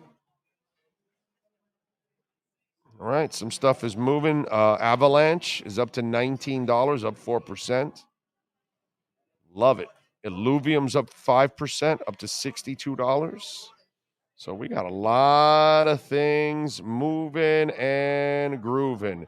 And those of you, by the way, that went into Injective Protocol with me, boy, you are absolutely loving life. It is up to $6.87. Okay? This was down in $1.40, $1.70, back in January. Back in January 18, you can get it for $1.40, $1.50. And it's at $6.87 right now in 3 months. Okay? In the last 3 months, if you went in on Injective Protocol with me, you're up 332% in 3 months. You think that's progress? Sean, a little bit, right? I don't know how many of you went into Injective Protocol, and that's not done. It's going to continue to grow. Now, it's not going to, you had your chance to make the big money already, because I told you about it a while ago, and you could take advantage of it, but, there you go. So several of these coins that we've talked about, we're doing really, really well. And you should be doing really well overall. All right, we're out of here. We thank Omar Kelly, Alan Poupart, Marcel Louis-Jacques. We thank Frank Fiore, as always, Steve Calabro, John Brunetti Jr., and the Brunetti family, of course, for making it nice and easy for us every single week here to broadcast. We do it out here at the second floor poker room in Hialeah Park. Got the loosest slots in all of Florida in the first floor. Hundreds and hundreds of machines down there. Take advantage. And, of course, a great area for poker. They'll serve you drinks. They'll serve you food while you're playing the games. We got TVs galore everywhere, man. So come on out here to Hialeah Park And who knows when the next great giveaway is coming, but I'm sure it's right around the corner. We thank all of you out there. Any of you that send in a super chat, thank you. Remember, you can always make a donation through Cash App or Venmo at Cash Big O Show. That is Cash Big O Show. And you can also make a Bitcoin donation through Cash App or Venmo at Cash Big O Show. Always appreciate it. We'll see you tomorrow morning at 10 a.m. Same time, same place, same bat channel. Have a great one.